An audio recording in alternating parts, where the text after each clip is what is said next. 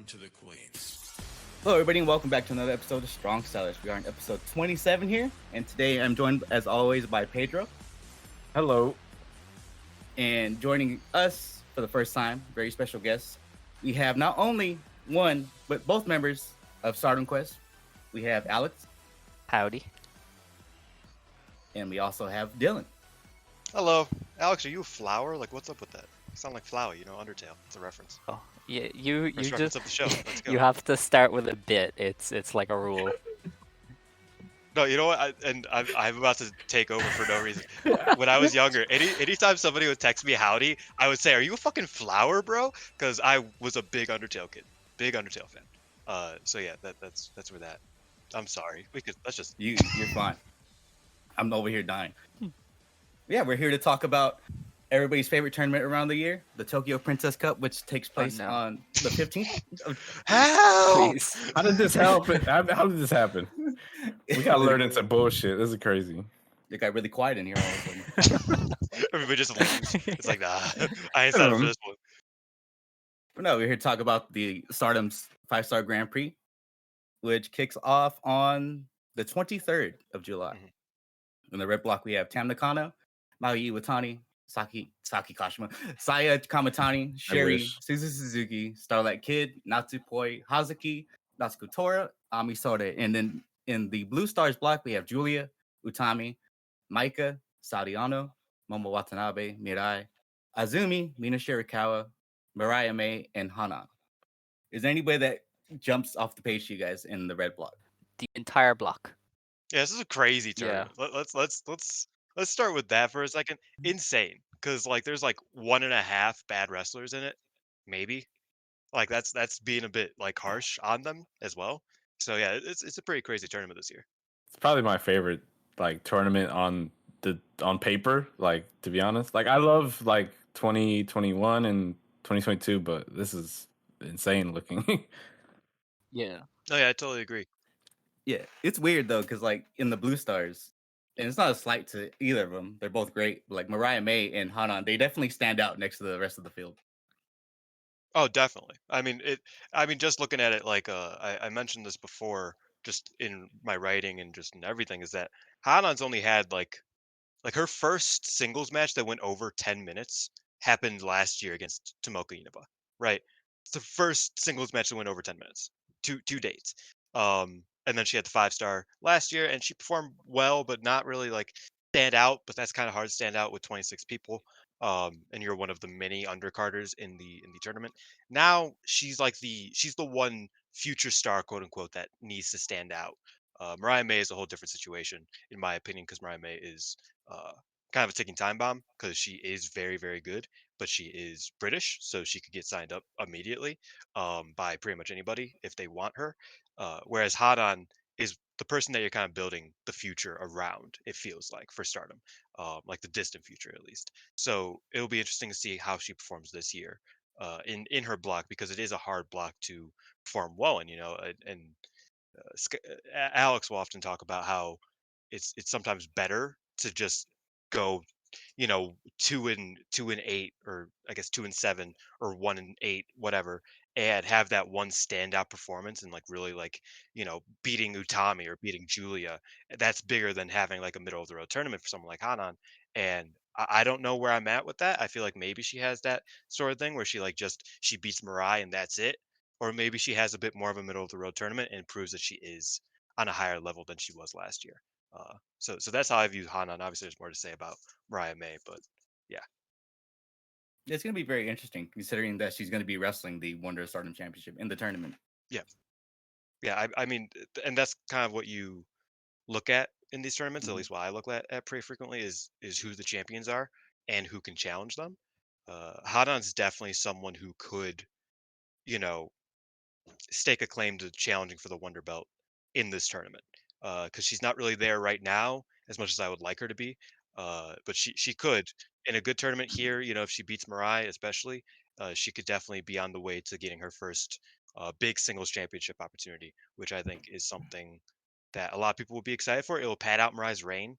Like we're kind of looking at Mirai, and it's hard to see who she can beat because I feel like Micah and Hazuki are kind of out of the window because they've been beaten so often in wipeout matches that you don't really want them to just continuously challenge every single champion and never win. So you look at someone like Hanan, and she's someone that you definitely want to see challenge Mirai. It's just a matter if they can put her at that level yet, or if she is at that level yet herself, right? Yeah, and considering how young Mariah is herself, it makes sense for them to do it now, where it's like now these people can take the next step and challenge for the Wonder Belt that haven't before. They can move up the card now. And speaking of Hanan, it's so obvious that she's going to be Maya's successor in Stars. Hmm. And you know they've been teasing her sister Rina turning on Oedotai, but it would be cool to see them team up. But you know the three sisters can also stay separate in separate factions, but still come together when they need to.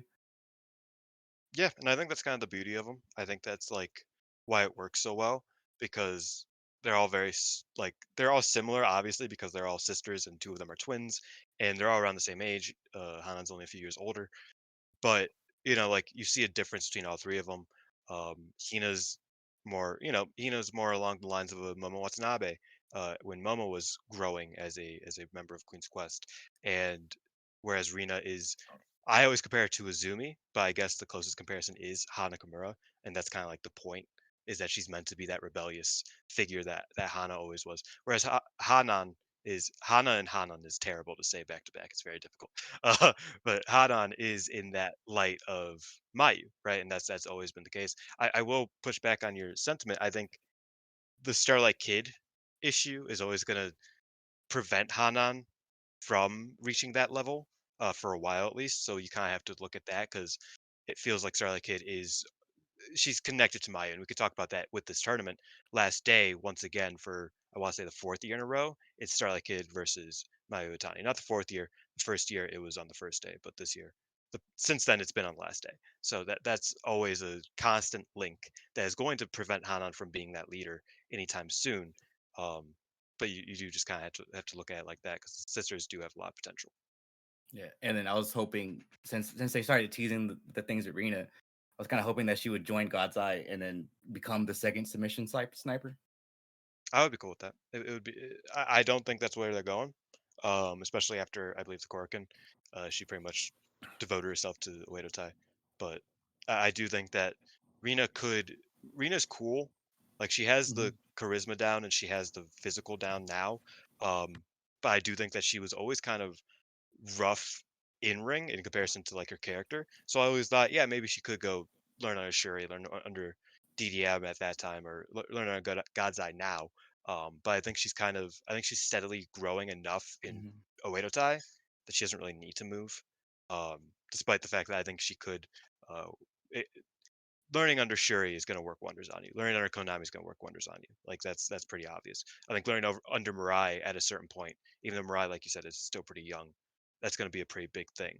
So I would be cool with it, but I definitely see it as she's growing enough under Oedo Tai. I don't see them switching it up just to switch it up type of thing. I haven't let Alex talk at all. I've just been Getting the full talking shit a Dylan lot. experience. It's all right. But with Oedotai, we're gonna see a big shift with them by year end. There's gonna be a big shift in that group. That's a I bold could see it. prediction. I, I don't know if we've had yeah, a big shift in that group in a long time, and I'm not sure I expect one. since they were in a group, since like everybody just left and it was just Natsuko, Yeah. there hasn't been a big shift. I guess Momo joining, but never a negative shift, if that makes sense. They never lose members at this rate. Um, Yeah, they're a legacy group now. yeah, yeah. I mean, the big three are legacy groups, and I kind of like it that way. With Queen's Quest, Oedo Tai, and Stars, I like that they kind of are like the foundation that everybody else is kind of circling around. Even if they don't have any of the belts sometimes, which I think a couple months ago they didn't. I think that's a good foundation for your factions because they have these three archetypes that work very well. It is a matter of, for as much as I've criticized Oedo in the past, they are the only heel group, and they're the only group that like can kind of work that well. Um, it just there are things about it that kind of is to the detriment of some of their members and to the detriment of the shows sometimes. But I think that it's interesting that you think it will shift more by the end of the year, because I feel like the Saki thing is such a huge thing for them, Mhm. even if it's not in, if we're looking at it on a meta level, Saki isn't in the 5 star. Yeah. She's just a high speed champion who doesn't really defend it. Like that's kind of like she's a comedy wrestler at this rate. So to say that's such a big deal is a bit strange, but it is a big deal. I don't know if they change it any more than that, because that already seemed like a drastic shift for them. Yeah, but I'm thinking more so internally, not externally. Like no one Mm. coming in or out, but like the hierarchy shifting within Oedotai itself. Gotcha. Interesting. I'd love to point something out real quick. We have 2 pay-per-views between this damn tournament. So Tam has to lose somewhere and someone has a challenge. Or we tie somewhere and we get a challenge, I think Stardom X Stardom's on the 13th. Yeah. And then I think what was it? Midsummer Fest is on the 19th. Midfest. Bro, me and Oh, Belkins, I laughed at I'm that gonna with start. Belkins I'm gonna last start time. calling. I'm gonna start calling bad shows Midfest. Don't do that, please. This shit's Midfest. Sorry, go on. Yeah. So Tam has to lose, or we have to get some story going in this damn tournament. So, including Mariah too, because she's obviously taking an L somewhere in there. I think Saya is Tam, and Tam is day 1, right? So Yeah. we could go there, but I don't want to see Saya lose, So that's how it goes. Do you think she has 2 defenses, or do you think she does like a Meltier thing and 1 defense? There's no way No. she has 2 defenses. I mean, Yeah. she's defended about once so far. It's been like 3 months. She's our fighting champion. Yes. We'll be lucky if she gets 1 defense. Let's be real here. They should have kept Ishikawa. Part of me, that would have been funny if they ran that for the red belt. That would have been really funny. But no, part of me, and I think Alex will agree with this sentiment, and he can pick up where I'm leaving off here. I don't know if they run back a match immediately from the block, especially if it's a Sai Kamatani, right?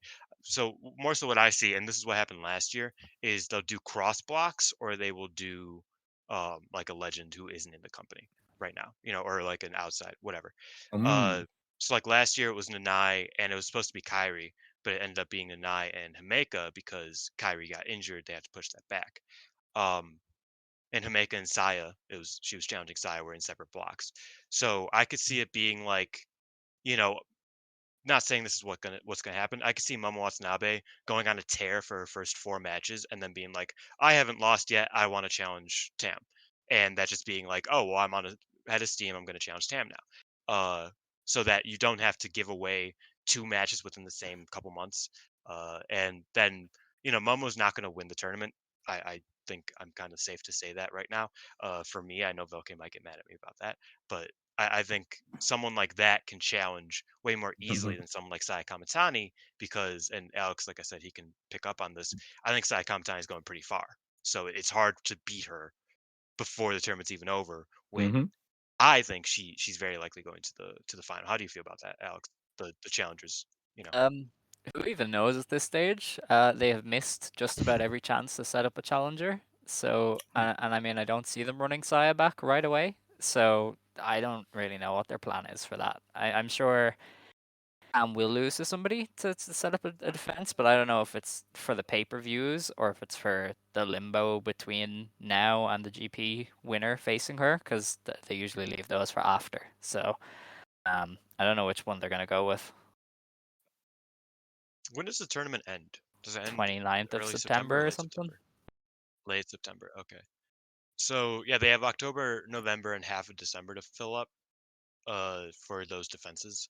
So yeah, it's strange. I don't know what they're doing with him. Like I said, she's defended the belt once, and it was only technically because it was a double title match, which was more about the white belt than the red belt.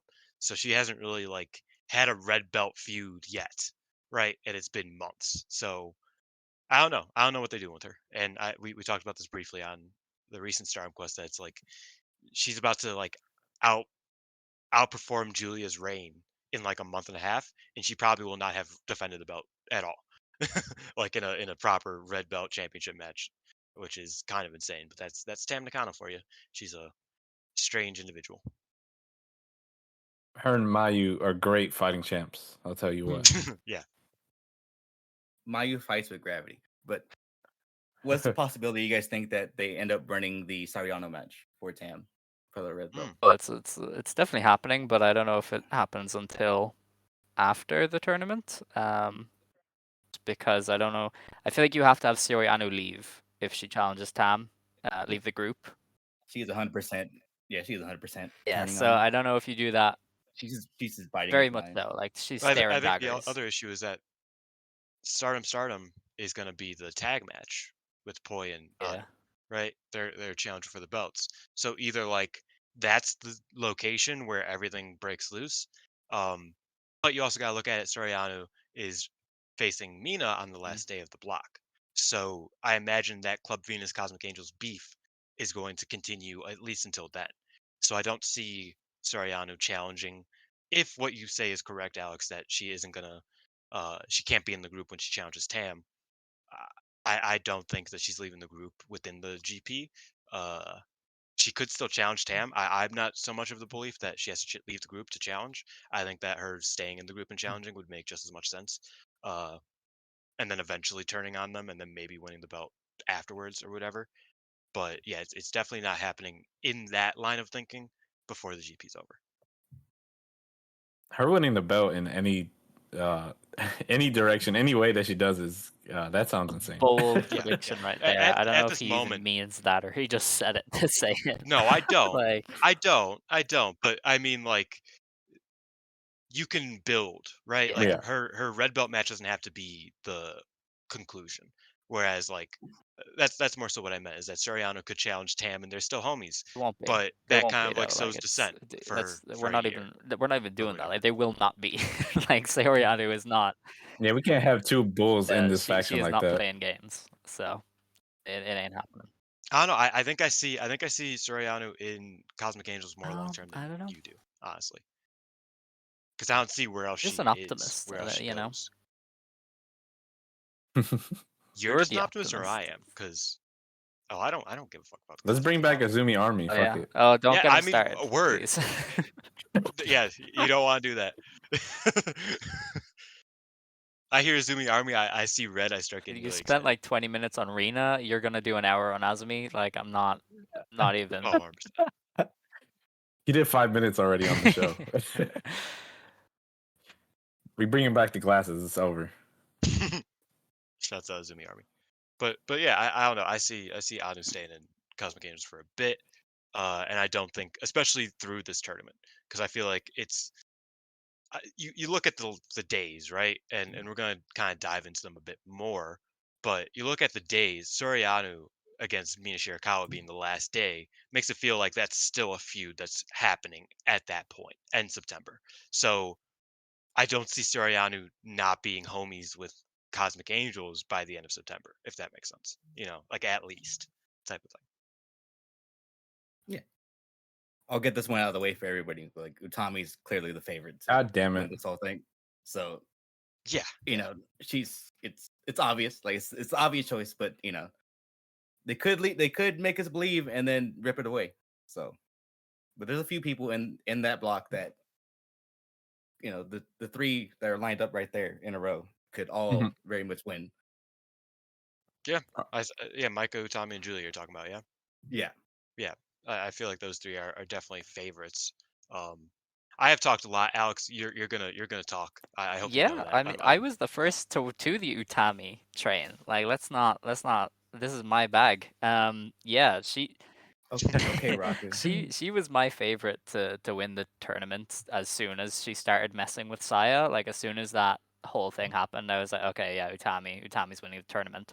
As soon as she dropped that fall to Micah, I said she's the next world champion. So I don't know if I imagine they'll do her winning the GP and then getting the belt. Because that just makes the most sense. But either way, she is the next world champion. So I can't really look past her, even though there are viable winners, which is good to have. Because last year we did not have any; it was just Julia. But this year there's viable winners where like Utami is just the clearest one. But there are other choices. You can even make a case for a lot of people in the Red Stars block to win. Still that one. I think it's mostly blue. I'm quicker too. They have all the red girls in the blue block. That's fucked up. I'm a Suzu. Of the red block, I'm a Suzu guy. I think Suzu has a chance of winning more so than most people are kind of giving her credit for. She's barely lost. I don't think she's been pinned yet since she signed with Stardom. You can tell me if I'm wrong, but I don't think she has. I feel like she's primed for it. Last year, she was the runner-up in her block, and that was before she was even signed to the company, or even like a full time. Like she wasn't even in the tag league a month later, right? She was gone for months after that. So I could definitely see a Suzu win when you're looking at the red side. But yeah, I would say a lot of the red block is finalists waiting to get beat. Yeah. Right? Like I think that's kind of how I see it. Especially like a Saya Kamatani. I could see Saya going to the finals 100%, but I don't see her winning whatsoever. Same with a Suzu, maybe. Same with a Hazuki. I would love Hazuki going to the finals, but she's not winning it. And then I would say even Mayu. I would say Mayu is a bit more closer to a winner than some other people in the red block because Mayu can just win whenever Mayu wants to, pretty much. I want to throw it back for like 2 seconds because y'all remember Suzu's last run in the 5-star? Yep. And she dropped what was it, like 4 matches or 3? Yeah, in like the beginning, and everyone panicked. They're like, "What are they doing with her? Why are they booking her like this?" And then look, she made it. She was like runner up, and that was like the funniest thing to me. It's not only did fans panic, Gami panicked and made her drop the wave belt immediately when she found that shit out. So yeah, it was a crazy run for Suzu last year. I imagine it'll be a little bit more even keel for her this year, but I could see her going to the finals, and I could even see her winning. I don't think it's necessarily likely. Like Alex said, I think that the blue block has a lot more possibilities for winners than the red block does, but I can see a dark horse Suzu getting through. Yeah, Suzu's a person that if she stays full time, she's one of the special ones that's going to get rocketed straight to the red belt. Yeah. Like she's not even sniffing the white belt. She's going straight to the red. Well, I mean, it depends because I mean, her She and did Mirai last year, right? Yeah, her and Mirai have this built-in feud, because they've fought a few times. They're really good together.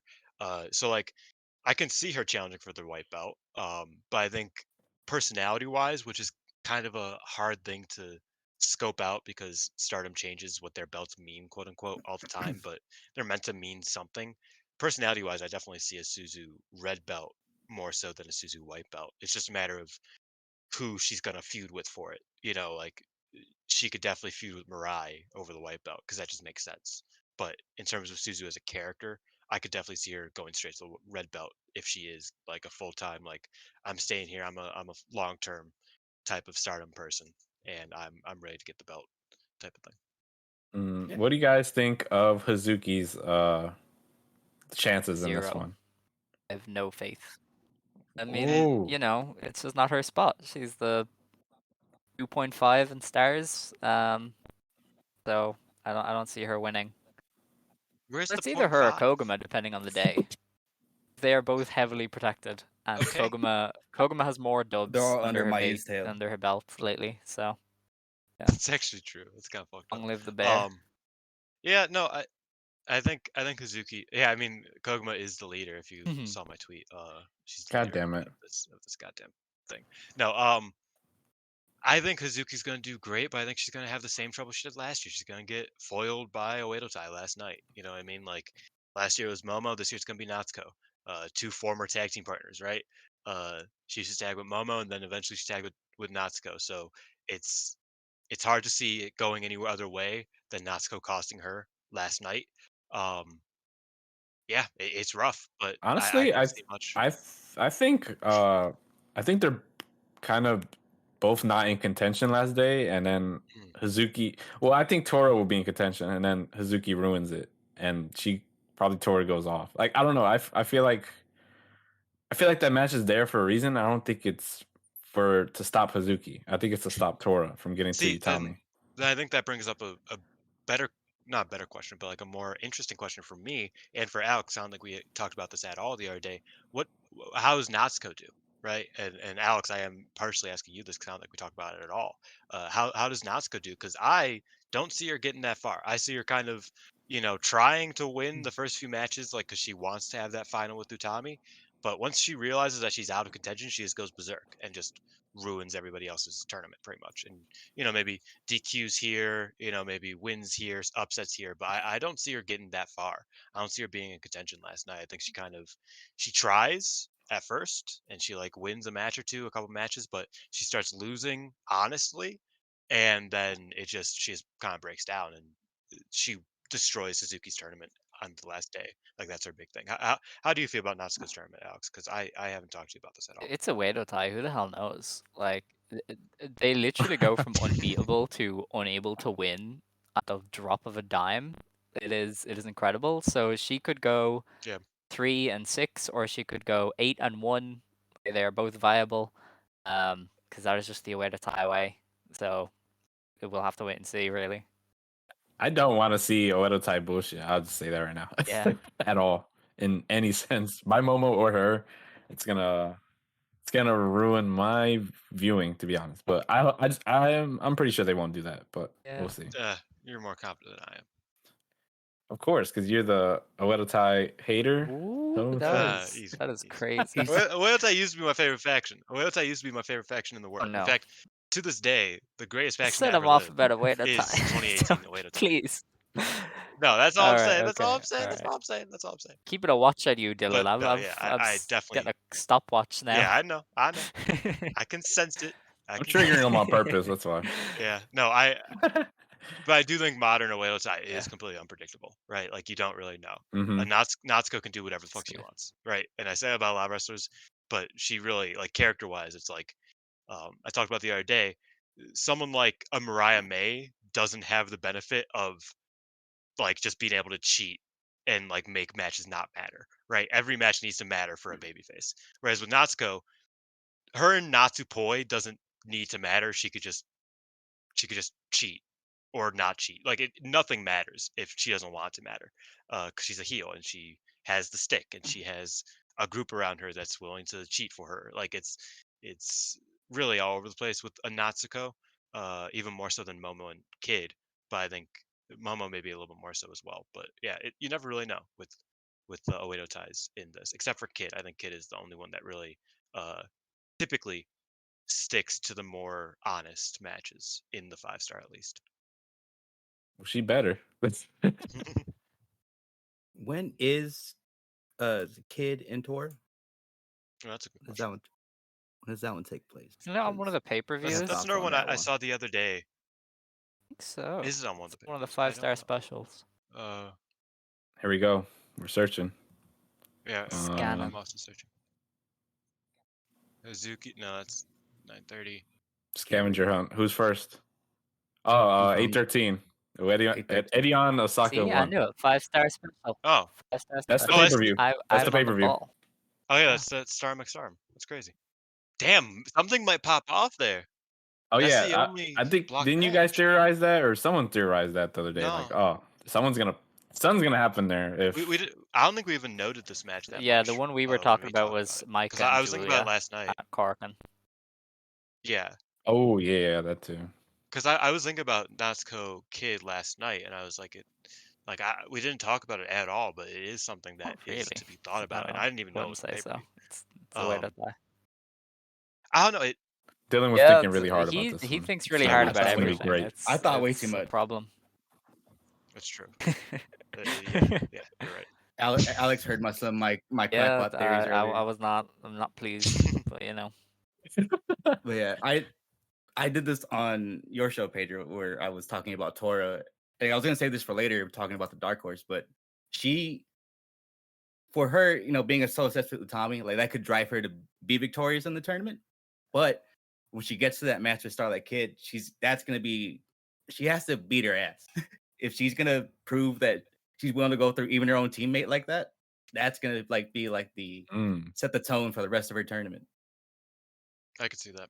I think it is an interesting thing kind of thing. Yeah, it's again, they're unpredictable. So I think no, I agree. Imagine Kid winning that and she just goes insane. Like she's just like, Like I hate this shit. See, and there's an interesting aspect to the faction leaders versus the faction underlings matches, because it happens every year, and it happens multiple times this year. I mean, it happens with Julia and Micah, and it happens with Utami and Azumi. It happens here with Kid and Natsuko, where it's like, if the underling wins, how does that affect Never the group? does, Sometimes it to be affects the honest. group, Like sometimes it doesn't. I feel Yeah, like it it never never does, actually to be plays honest, out. yeah. It's like that. So I wouldn't worry too much about it. See, but Yeah, Alex, and I'm that's always your usually take. right. That's always your take, though. Is I wouldn't worry Don't that much worry about about it. it, and then something happens. I don't know. That's also what we were talking about with the cage match. Don't worry much about it. It'll just be Lady C. And what Okay, happened? What like it happened? was That's a my question. once in a lifetime. Yeah, they That's Yeah, it was transformed that into something once in crazy. 3 years. They booked the trend. I don't know. but no, I think I do think that like Natsuko winning over Kid would be kind of a statement. And it could propel her to a better tournament than maybe I'm predicting her for. Um, but I also can see like Natsuko only getting wins over like people that kind of matter, I guess. So like Hazuki, Kid, and maybe Tam, where it's like, oh, she doesn't really win the matches that she needs to win the tournament, but she wins when it counts. Because that's also kind of a Oedo Tai MO, where it's like they just find themselves successful when they need to be, but not successful enough to where they win a belt or they win something that matters. Uh, so I could see it like that, but yeah, I mean, Alex is to a certain degree like correct that it ultimately could mean nothing. I do point out that is the only block match on that show, and that does interest me because that makes me feel like there might be more to it than just an exhibition between two teammates type thing. Yeah, I think at this point, I think Micah and Julia is gonna matter more than. Oh yeah, That look. 1%. Yeah. Yeah. But this is circle back, like you were saying earlier about, her, she's starting to slip in her block and then starts cheating and not carrying anymore. But I can see that too. Maybe, on the other side, we have Utami Momo, which is a big match in itself that they held off on that for quite a while. So I do see Momo beating Utami in the tournament.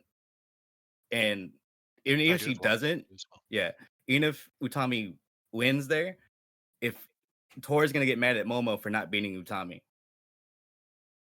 Oh my! I could kind of see that. I mean, Yeah. that implies that they are like a bit more focused on this than they sometimes are, because Stardom kind of like loses focus and loses track of what they're kind of caring about at that moment sometimes. But I do think, uh, in a story sense, that would make a ton of sense. Yeah.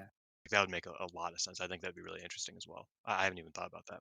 Well, I don't see it happening like directly, but I also thought maybe what if Natsuko, because since Momo's only Oda Tai member on the other side, but I was thinking, what if Natsuko just has the rest of Oda Tai try to cost Utami her matches in her block? Yeah, I that's feel like where that we get might. into I shenanigans. feel like that might be too Yeah. focused. Yeah, I think that Yeah. might be too difficult to play around. Because Utami, regardless of if she is winning or not, obviously I think most people think she is winning. Mhm. Regardless of if she's winning or not, she's going to be successful. Like she's Yeah. not going to fail this tournament.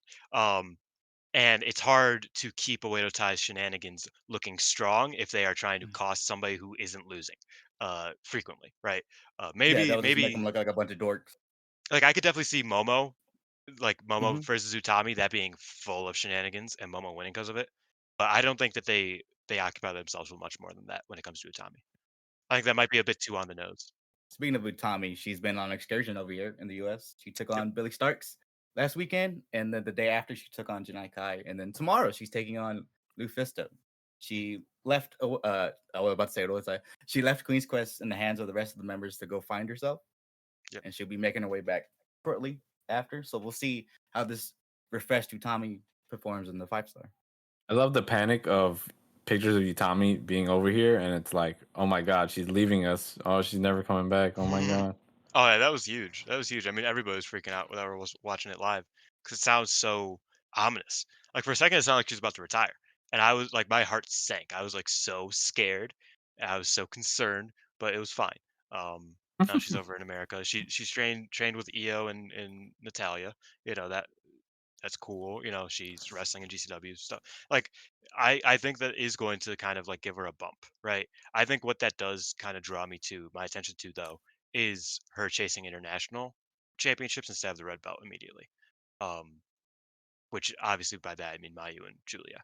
So that's kind of something that I peep. Like I look at, and it's like, oh, maybe she doesn't win this GP, and she holds off on getting the red belt again until next year. And for now, she challenges Mayu/Julia for the strong and/or IWGP belts, which is kind of my one main place where I'm just like, oh, maybe Utami isn't winning right now. Yeah, I feel like Mayu is like a target. Like even though she like it seems like she's never defending that thing, but like I feel like people have eyes on that belt still too. But like I don't know, it's weird with her. That Very. belt's weird because like they just can't book whoever to be a defense. Which sucks. Let Yeah. me make that clear. They That sucks. should, to Mariah be May honest. versus Mayu was right there. It would be so easy. Mhm. Like Mariah May can lose, Mayu can win. It's not that hard. Yeah. So that sucks. Yeah, but I think in a way, and not to wax philosophical about it, but I think in a way it does kind of like represent Mayu very well, because I think this unachievable championship that you can't win even if you beat her is just what Mayu is. And like Utami is like talked about this in interviews very frequently, very like the struggle with comparing yourself with Mayu Utani, where it's like even if you beat her, she's still Mayu Iwatani. She still has that title of being the icon, being Mayu Iwatani. So I think it's kind of it's almost like philosophical. It's kind of interesting that it's like Mayu has this belt that she doesn't defend, that you can't beat her for, because even if you beat her in a match, it's not for the belt because the belt isn't on the line. I think that's kind of funny because it does represent Mayu very well, because Mayu she has this title that will never be able to be taken because she's Mayu. Like she's Stardom. That's it. But that's something that I was just thinking about Yeah, it's her earlier. decoration right now. Yeah, To be honest, it's a belt buckle. It's a belt buckle for now. Hangman. But speaking of Utami, Velkage, when we were talking, he brought up the point of That's great. Tam. He brought up the point of Tam Oh, defeating no. the winner of the 5-star, Oh no. retaining. And my thought was that was my picture for Utami when she wins, is that she has to have a longer reign than she did last time, since it's supposed to be like a new improved Utami. Yeah. She'll go through next year and then beat whoever wins the 5-star, retain, keep it for a year. See, I think the struggle there is that like Tam hasn't defended the belt at all. I feel like there's still stuff for Tam to tell, still stories for Tam to tell. I'm not a big Tam guy, as everybody knows, but there are still things for Tam to do with the red belt. So part of me does see that Tam beats the 5-star winner if it's not Utami, right? If Utami doesn't win the 5-star, Yeah. it's hard to argue against Tam defeating whoever does, so that she can have that match with Anu eventually, right? So that she can Yeah. defend the belt more than once or twice, because she's defending against Mina technically, but are we really going to end the reign at 2 defenses again, 3 defenses? I just don't really see it. So there is definitely a case to be made that whoever wins this just loses to Tam, and in that case, it can't be Utami, in my opinion. And that opens the floodgates to pretty much everybody else, right? Uh, but yeah, I can see what you mean though. I think Utami next year needs to be the stronger version of herself, and she does need to beat the 5-star winner if she is champion at that point, just because that's like what Utami needs to do. We don't know how many red belt championship reigns they're going to give Utami. They can give her a million. I'd be cool with it. But you don't really Yeah. know. Like there haven't been that many multiple time red belt champions. Let's be frank here. Especially not multiple time red belt champions who have held it for however long Utami held it last year. She held, or not last year, the year before. She held it for like a year roughly, a bit more than a year. Like A little, just over a year. but over a year, you're not going Yeah. to get that many red belt reigns over a year. And like that's just not how the company works. So we'll Yeah. see. I get what you're trying to say, that she should probably beat the 5-star winner if she's champion next year. Alex, I've talked a lot. Do you have a comment? Yeah, I mean, somebody beating the 5-star winner is why I don't rule out a Saya Kamatani win for this year's tournament, or Sayori Anu. Because then you can just have Tam beat them in December, and Utami can challenge in whenever they do the big spring show. So I know I'm going a bit earlier than you guys, because you were saying Utami should beat the GP winner, but I feel like Tam could as well. if they really want to shift from the year-end show being the big show to the March show being permanently the big one, they could just have Utami Tam or in early spring and just have Tam beat like Saya Kamatani or something. And yeah, Utami should probably beat whoever it is next year because I feel like they're out of fun options. So just have her beat Julia or something. When is the last time that the 5-star winner and the Cinderella winner both won their challenges? I guess 2020 would be it because it was Julia and Utami, but Julia didn't challenge. She had to win the tournament because Harisa vacated it. So that doesn't even really count. Like it's very rare that both win the same year. Momo and Mayu didn't. Tony and then did. Arisa and Hana didn't. See? So yeah, Tony. Yeah. Wait, no, Tony she didn't. Tony. There's no way she won. What belt did she after the challenge Cinderella, for? Because she might have had an SWA match. Oh, did she? Oh, right, okay. She challenged for the red. Yeah, it's. I think it's safe to say that it's very rare that both Cinderella and 5-star challengers are successful in the same year. Obviously 2020 was an outlier because that was all weird for obvious reasons. But yeah, I think that is something to look into. Is that it's like, oh well, Mirai won this year, even though it was the least interesting Cinderella tournament of all time. Like she won this year, and she won the belt coming out of it. So you definitely could see a pattern there. But that's also just me looking at patterns when they aren't necessarily even very relevant. Yeah, because I had like a full on like 3-year plan for what comes out of this if it's Utami that ends up winning. Because before the cage match, I was thinking that the finals would be when Utami and Saya figures like that's when they get to beat sense into each other. Well. Yeah, like that's when they finally get to like make up. You know what I mean? Like they're beat their sense into each other. But if Utami wins here, I feel like if like I said earlier, she'll have that reign, and then I think Kamatani will beat her for it.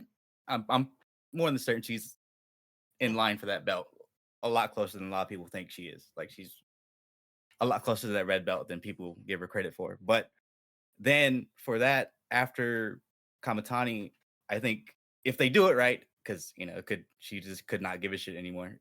Momo gets it. Because she's still after Queen's Quest. See, the issue is that I've always predicted, and then Momo wins it, right? And that's never. Yeah. We have been so far removed from that I just refuse to predict anything in that regards. But in that sense, instead of Saya, I always thought it would be in this case, in the situation that you kind of laid out. I see it as a Utami, Micah, Saya, because I don't think Micah wins the white belt. Like we said with Suzu. I don't think Micah's a white belt person. Like she's challenged for it like a bunch of times, and it just never really felt right, even. Which is strange to say, but I truly do think that's like she would have good matches, but it never felt like she was like a white belt person. And that sounds very like meta and like kind of dumb, but it just doesn't feel like it. So I think she even mentioned it's the aura that she has. Yeah, like yeah, and she mentioned it at the presser for the 5-star that she's like, "Oh, I want the red belt." Whereas like Hazuki has very consistently been like, "Oh, I'll challenge for the red belt, but my goal is the white belt."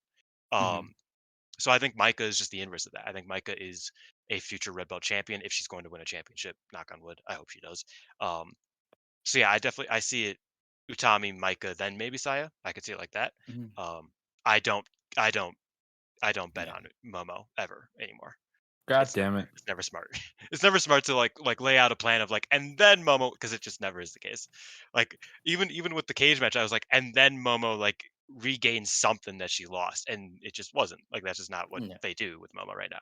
So it's whatever happens with Momo eventually, however successful she is not going to be predictable in my opinion, because it's so. I feel so far away from it. You know what I mean? It could happen next year for all we know. Like Momo could completely shift and win the 5-star next year, beat Utami, red belt champion for 7 years. Like that could happen. It won't, but it could. So I'm guessing Momo is a fool's errand in my opinion. Yeah. But to finish it off, I was gonna say and then when if Momo gets it, that's how we can introduce Azumi to the red belt scene. I would love it. I mean, like I'm cool with that it. Loser, but not a chance. Not a hope. not That woke him up. a hope in hell unless there's like 10 retirements. Keep her out of there. Starlight Kid red belt season. See, this guy's just an asshole. That's the thing. This guy's just a piece of I'm shit. glad you got to it first before I asked Alex about Uzumi. Yeah, no, he likes to you should have slander. picked a He better likes to one. slander my girl, and that's crazy. That Ooh. not Pay support. per view. How many Like, pay that's per view crazy. main Like, events I does don't even Azumi have to have say it under her anymore. belt? That's not support. She had one How of the many best good ones does matches Natsuboy of have? last year. She had one of the best matches of One. this year. It's What's one. Azumi The done answer for is the last one. 7 months? That's not. Been backpacking Kevin. Yeah, whatever. Oh my god. She's been the greatest high school champion of all time. I'm just Sorry, let's drink Kevin. for You Kevin. kind of got caught in the crosshairs. Yeah, Kevin didn't deserve respect that. for Kevin. Yeah, what the fuck. She's gotten really Respect good for lately. Kevin. She's gotten really good lately. She probably felt that one. She probably like caught got a really stray. sad right now. Yeah, she probably just felt really sad right now. Bro, Mew's been getting her ass beat on these house shows. Like, we don't talk about it because the house shows are so, like, they haven't been easy to find and watch in a timely manner lately. Mew has been getting her ass beat, bro. She just got her ass beat by Momo Kogo yesterday. That's crazy. Nobody does that. Like, this girl is in the mud, and you piling onto that. That's disrespectful, in my opinion. Ugh. Man, that we brought Alex from the dead with that one. Shit. Yeah, fuck that guy. But Right. Micah's also a person that she's getting overlooked. Quite, with everything that's going on with the generational war, Utami, like all eyes are on Utami, but she could very much have like a very deep run if she wants to, and I see that happening. I feel like they've set up Micah and Suzu for something in the future. I don't know. Yep. I don't know if it's the finals because it's hard. It's hard to even say with them, but I like, I mean, feel in like we have fairness, something with them, but I don't know. Like I probably. feel like Micah's They beating have Julia, teased though, like for two sure. different finals at Yeah. this stage, Yeah, so yeah. I know I don't buy into the whole Micah and Suzu promise thing because Utami and Tora have already said they were gonna have the final match. So Mm-hmm. And I don't see Rossi, that. Rossi wrote that one in pen. I do think I do look back to Best of Super Juniors, which, not to be too New Japan pilled here, but Doki and Master Wado promised each other they'd go to the finals, and then Doki was nowhere near it, unfortunately. And they both like made it very clear that they wanted to face each other in the finals. So yeah, I don't think that necessarily holds a ton of weight, but I do think Suzu and Micah is, and a lot more than my co-host does. I do think Suzu and Micah is very maybe not a close second, but is the second most likely in my mind of a second final most, for the really? tournament. If Utami isn't winning, Damn, that's if Utami crazy. isn't winning, yeah, You're really on this definitely. Micah train, huh? Oh, definitely. I mean, like, the funny thing is that in Suzu is that case, I not feel like winning this Suzu might beat tournament. Micah. I'm sorry, Suzu is gonna beat Tam and then challenge her. She's not winning the See, tournament. I don't know. I feel like Flip that. yeah, go ahead. But no, I feel like we underestimate Suzu a lot. By we, I mean you. I think that Suzu is way more like, and I said this the other day. It's like we're kind of waiting for her to do something. I feel like her doing something is going to the final, right? Like, and it's hard to beat Suzu in the final, I guess is what I'm trying to say.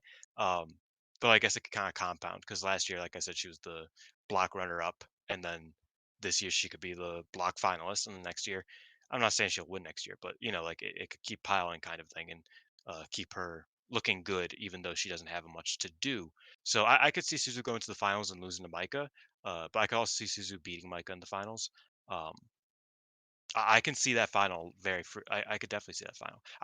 Before we discussed it, before I kind of like got my opinion set in stone, on Monday, I was really thinking about it. It's like, I definitely could see a Micah Suzu final. Like, I was arguing for Itami, like in my brain. It's like, oh, well, why wouldn't that happen? Because I was leaning more towards Suzu and Micah. But once you kind of think about just who Tommy is, it's kind of hard to counter out. So yeah, I definitely see Suzu and Micah as a very optimal and very possible opportunity to be the final this year. Honestly, I think Micah breaks that promise. Probably.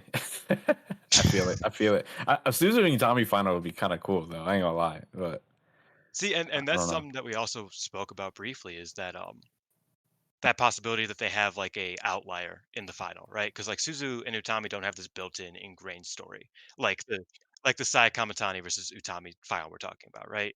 Same with Suzu Maika. It's not as ingrained as like a Maika Hazuki, right? If Maika was winning and beat Hazuki in the final, like these are things that could happen. We assume it'll be something that's like linked, right? We assume it's going to be tag team partners or fierce rivals or whatever. It could go back to that old school thought of like, oh well, who's somebody that you kind of want to give a little bit of a rub, but they aren't winning, obviously, like they've done in the past. I mean, my Sakurai was the final since Cinderella this year, right? She was never going to win it, but she got the rub from it.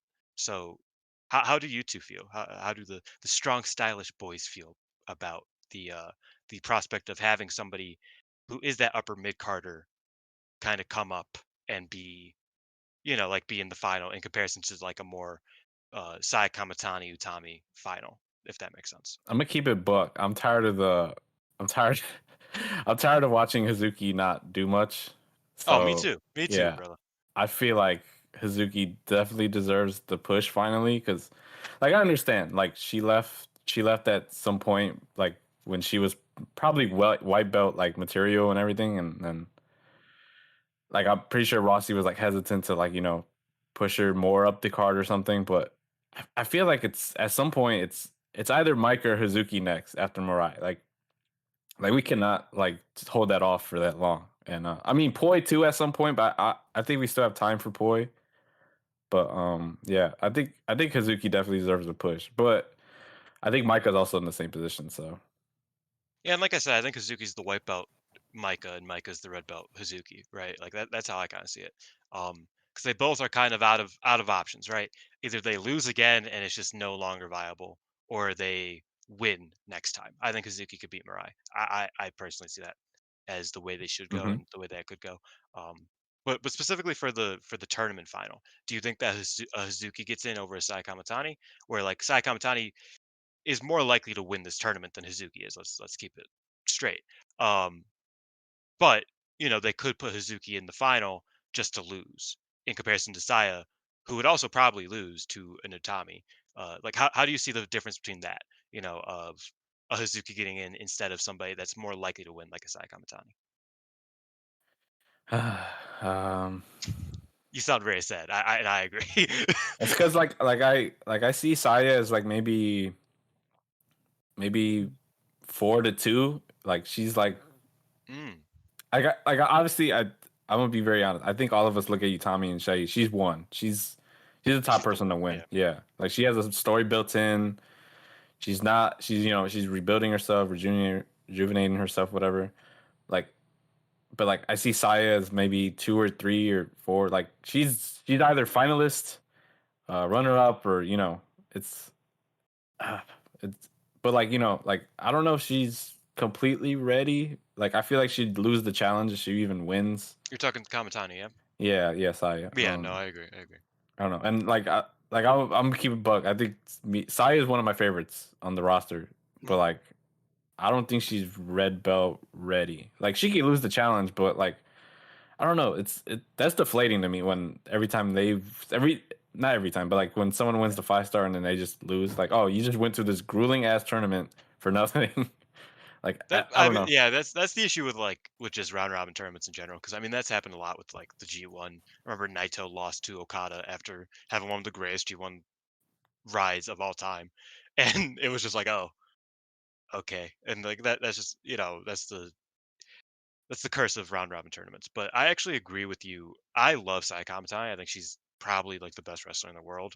Just on a typical basis, like I just enjoy her matches greatly. Maybe not best wrestler in the world. That's a bit more of a weighty, like No, sentence. I But agree. I agree. she's insane. Like she's one of the most consistent wrestlers you've ever seen. She'll eh, you put her in a big match, she's gonna have a great match. Like that's just how she does it. You're But gonna I try also at least, yeah. yeah, like, but I also can see where it's like, I don't know if I would put her in the red belt picture right now. I think it's a bit quick. And that's not me disliking her. I love her. She's like I said, one of my favorite wrestlers in the world. But it is a bit quick to put her in the red belt scene right now, coming off of that big white belt run. That was great, but it was a long run. Like I don't think she needs to be in that title picture right now. Um, but yeah, no, I agree with you in that sense. Sonata, you're Saya pilled. What do you think? I was gonna wear a shirt today, but I decided it's too hot for green. But yeah, the my part of my thesis for the Utami Saya thing that I was talking about earlier is they're both 1-1. They're 1-1 right now in title matches with no title changes. So the next time, if they do wrestle for a championship, that'll be the title change. Well, in modern history. Yeah. For the when they had the their feature belts. match. They have the feature match, but that's the point. Yeah, we don't talk about that. Yeah. It's not a belt. No, it is. Yeah, it's not a belt unless Hanan holds it. Let's be real. She made that belt. Yeah. It was made for Kid, and she knew And then Hanan killed it. Yeah. And then Hanan was like, nah, this is me. I don't give a fuck. But yeah, like the prospect of, let's say, like an Hazuki or a Micah making it. The problem is, it's if you have Micah go and she wins, do you have her fail again so soon? That is also the big draw against Micah, in my opinion. Mm-hmm. Because like Alex was saying, really, Micah? Like, you really think? And I was like, yeah, but I more so think that she wins the red belt within a year and a half. You know what I mean? Like within a year, probably. Maybe not within a year. Timeline is crazy. Like they're giving that belt Timelines to are Julia stupid. again. Timelines are dumb. Like Julia is taking it again. Like this from who though? Kami. But I would chop a finger off. What? Is this Julia slander? No, I just don't want to see a repeat. I'll do Julia slander. I'm ready. Dude, I will fight you. I like Julia a lot, but I do think that it's like we could. I don't know. I don't see her winning the red belt immediately, unless she's winning it back from Tam. Unless she's winning it back from Tam. Can beat Utami. I don't know. I just don't see her beating Utami for it. Why not? Like, why what does she do? She defends it. I think an issue with Utami or with Julia is that it's the Jay White issue, and I know you don't know what that means, Alex, because you don't watch New Japan. But that sounds like you're calling her a slur. What do you mean? He's in AEW. I don't know what New Japan is. No, well, I mean the Jay White issue is that they gave literally every accolade they could possibly give to her or to him in 4 years. Never changed him whatsoever. Like, he never had any character growth, and then he was like, oh, I did literally everything I could possibly do here later, and that's just kind of it. And I think that's kind of what you run the risk of doing if you give Julia the belt next year, right? Because like, what left is there to do for her in Stardom if she wins the belt this twice? Woman finds a way to beef with everybody. She's fine. Like, will continue to be the main character. She'll be okay. Well, no, I'm not saying as a character. I think character-wise, yeah, that's fine. But I'm saying, like, what is stopping her from dipping? Yeah. Like, at some point, she almost has anybody on the roster. Julia is the most likely to leave. Well, that's all I'm trying to say. But also, and if you give her the belt again next year, like that quickly, it feels like there's not much more for her to push for past that reign, right? I think you're really betting on her neck holding up for more than like 2 years. But also, if I'm her, I'm just like, well, I can have lots of big main events in big buildings, and I could be to wrestle in the Dome main event since the other girlies, Hokuto and Kong. Yeah, like there's a lot still for her to do if she sticks around in Stardom. She could chase Mayu's records, or she could just be like, "Hey, I'm the top star now. This company's growth is on my back." Jay White wasn't growing a company. New Japan has already peaked. You know, it's different. It's hard to stay motivated when you're always doing the same numbers. But with Stardom, your growth is like happening before your very eyes. So I think it's a lot more. You feel a lot more accomplished. Yeah, I feel like she easily has like, I don't like you said her and Mayu, like I don't want to compare them exactly, but like, they have most of the accolades already. So like they can easily just slot her into anything and it works because she's a star, she makes money or whatever. But like, yeah, but I feel like they're going to space her accomplishments out more and more. Like I feel like if she wins a GP again, it would probably be like, I don't know. Like in the next next 2 years, 3 years again. I don't know, but like again, they can just slaughter in wherever they want at this point. Like, and she's double champ right now, so like I feel like they don't want to give her even more, but I don't know. Yeah, one of those belts isn't real. Yeah, which one? Both of them aren't real. Let's be real. The trios belts are awesome. I don't know what y'all talking about. I like the trios belts, but they're only real sometimes. Let's be real. Just get the microphone away from my Sakurai. Yeah. The No, slander is real. I think Julia. My case more so for Julia is that it's like I am interested in how she proceeds past that run if she gets that run. And obviously, we're talking about something very far out. We're operating off the assumption that Utami wins here, beats Tam, then eventually loses to Julia, and then Julia eventually loses that belt. So we're operating off of that assumption, which is way too big of an assumption for wrestling. But I do think that it's something that like I don't know. I feel like you gotta wait it out for Julia getting the red belt again. Like give it a minute. You know what I mean? That's how I feel, and that's also why I don't see her having a hope in the world to win this tournament. Um, though I think she will be obviously a favorite going into the final day. She'll be in contention. She might even make the finals depending on who from the red side could win. I don't think she makes the finals, but like who knows with this company. But yeah, I don't see her winning this tournament or the red belt within the next year. As much as I would love to see Utami win, I think she's winning. I just hope this company doesn't run into a problem that a certain other company is doing and not safe proofing themselves and building up their like middle of the card and like I feel like one person is gonna definitely get in there at some point. But like, yeah, like which I think Stardom's cool with, and yeah, like Alex said, even though Alex said it in a way that was made to make me very upset, he was right that if 10 people retire, they still have Azumi. You know what I mean? Like, and like regardless of how he meant it, Azumi is a pretty fucking good wrestler. Like she can be a champion. Like that she is capable of that. Will she get that opportunity? I hope. But if she doesn't, and if she does need 7 people to retire before her getting an opportunity to be a world champion, she's still capable of having good matches as a world champion, in my opinion. Like she'll still be able to do that. She'll be able to carry that load. So I think Stardom has that that crazy safety net that like you get rid of 5 of their top stars, you still have Suzuki, Azumi, you have Mirai probably. I mean, depending on who you count as a top star, you still have a ton of people. You know what I mean? I think that's the beauty of this company is that they do just have people that they could really just run with if they want to. I mean, Momo Watanabe is like halfway down the card, right? Like she's in the middle of the card at this point, like firmly. There's like half the people above her, half the people below her. And she can be world champion any minute if they want to tell her, hey, just wrestle good again. Cool, and we're there. Like it's perfect.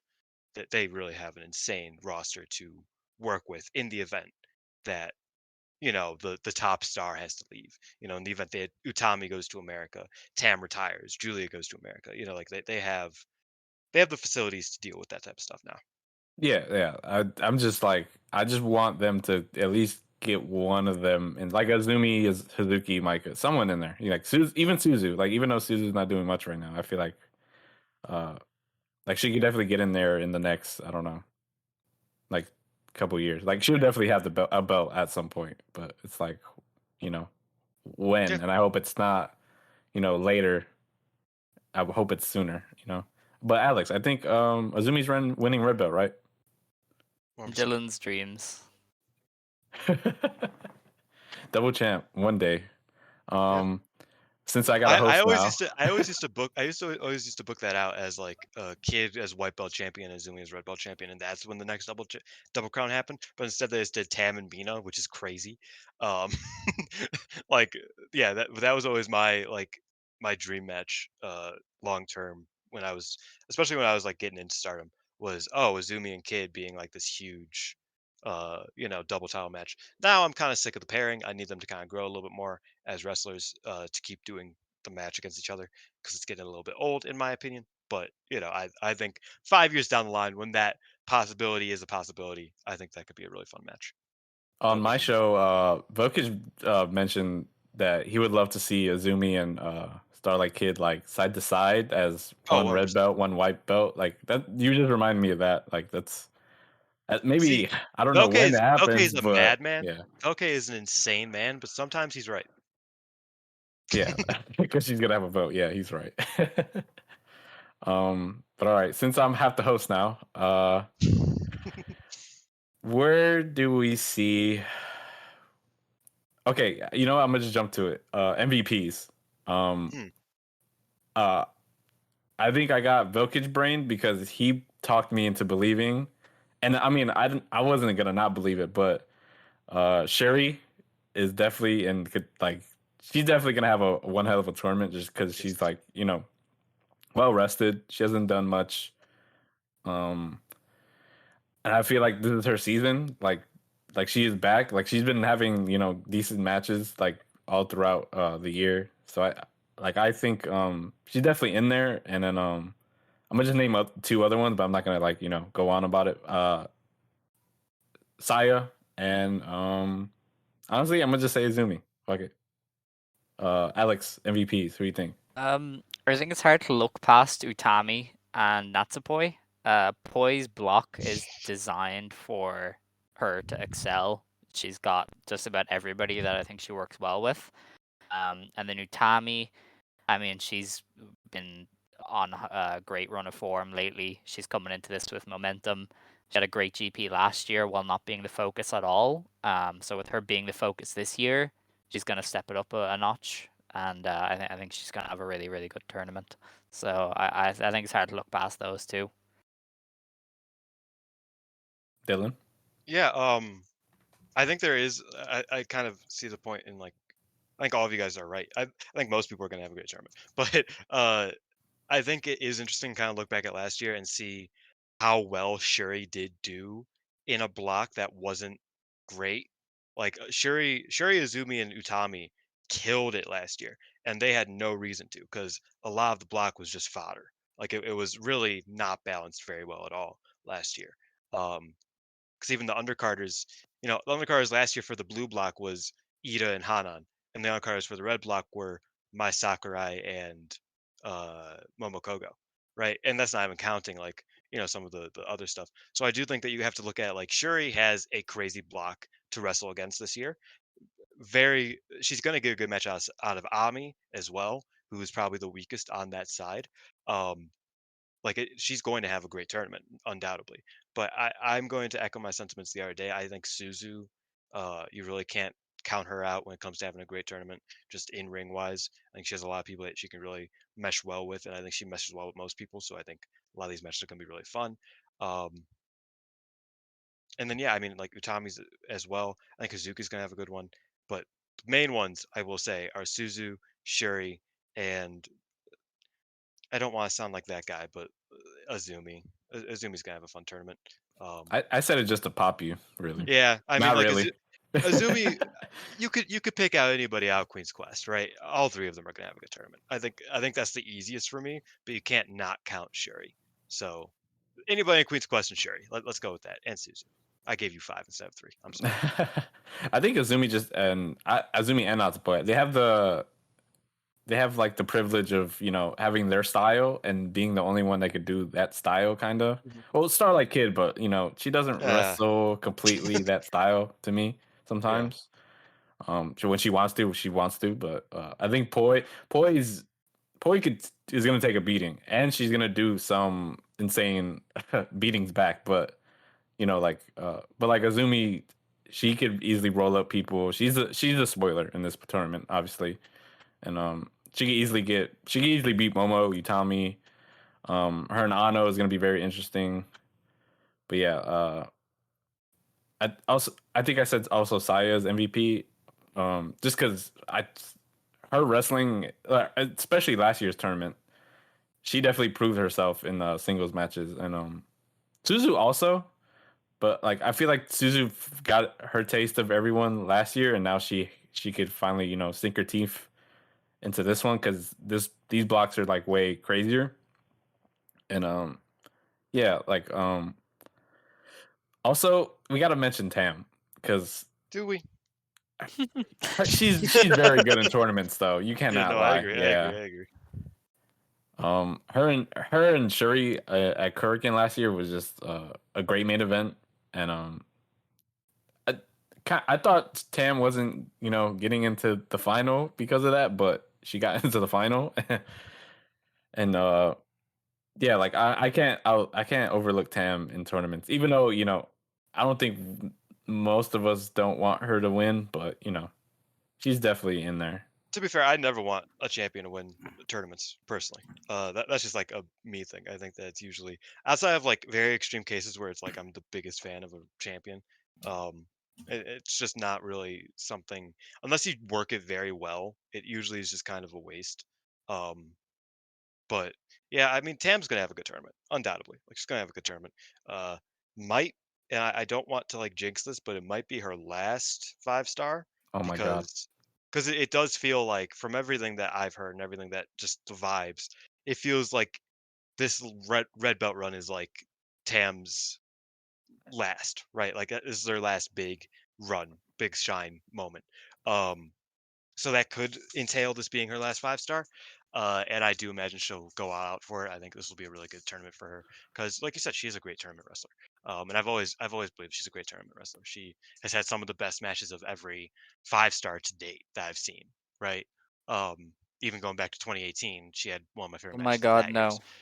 Not this match. I'm not going to. I'm not going to. Is that her I'm and not Toro? going Yes. to. Yeah, I it is. swear God to damn it. God.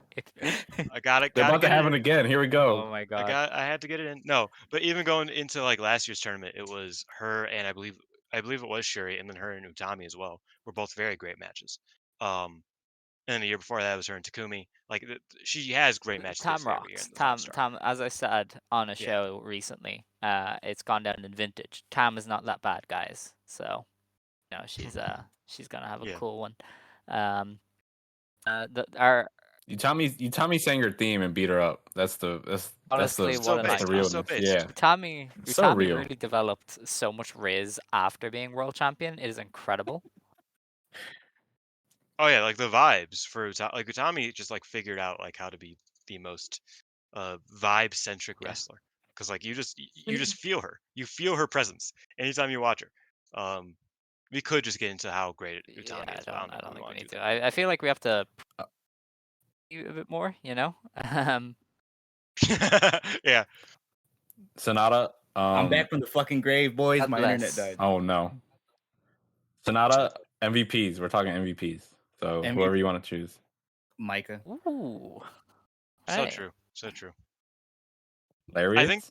I think the issue with Micah and Izumi are like they're always really good, but you definitely start to like see a house style with them in the tournaments. Pattern, And yeah. sometimes they don't change it up enough.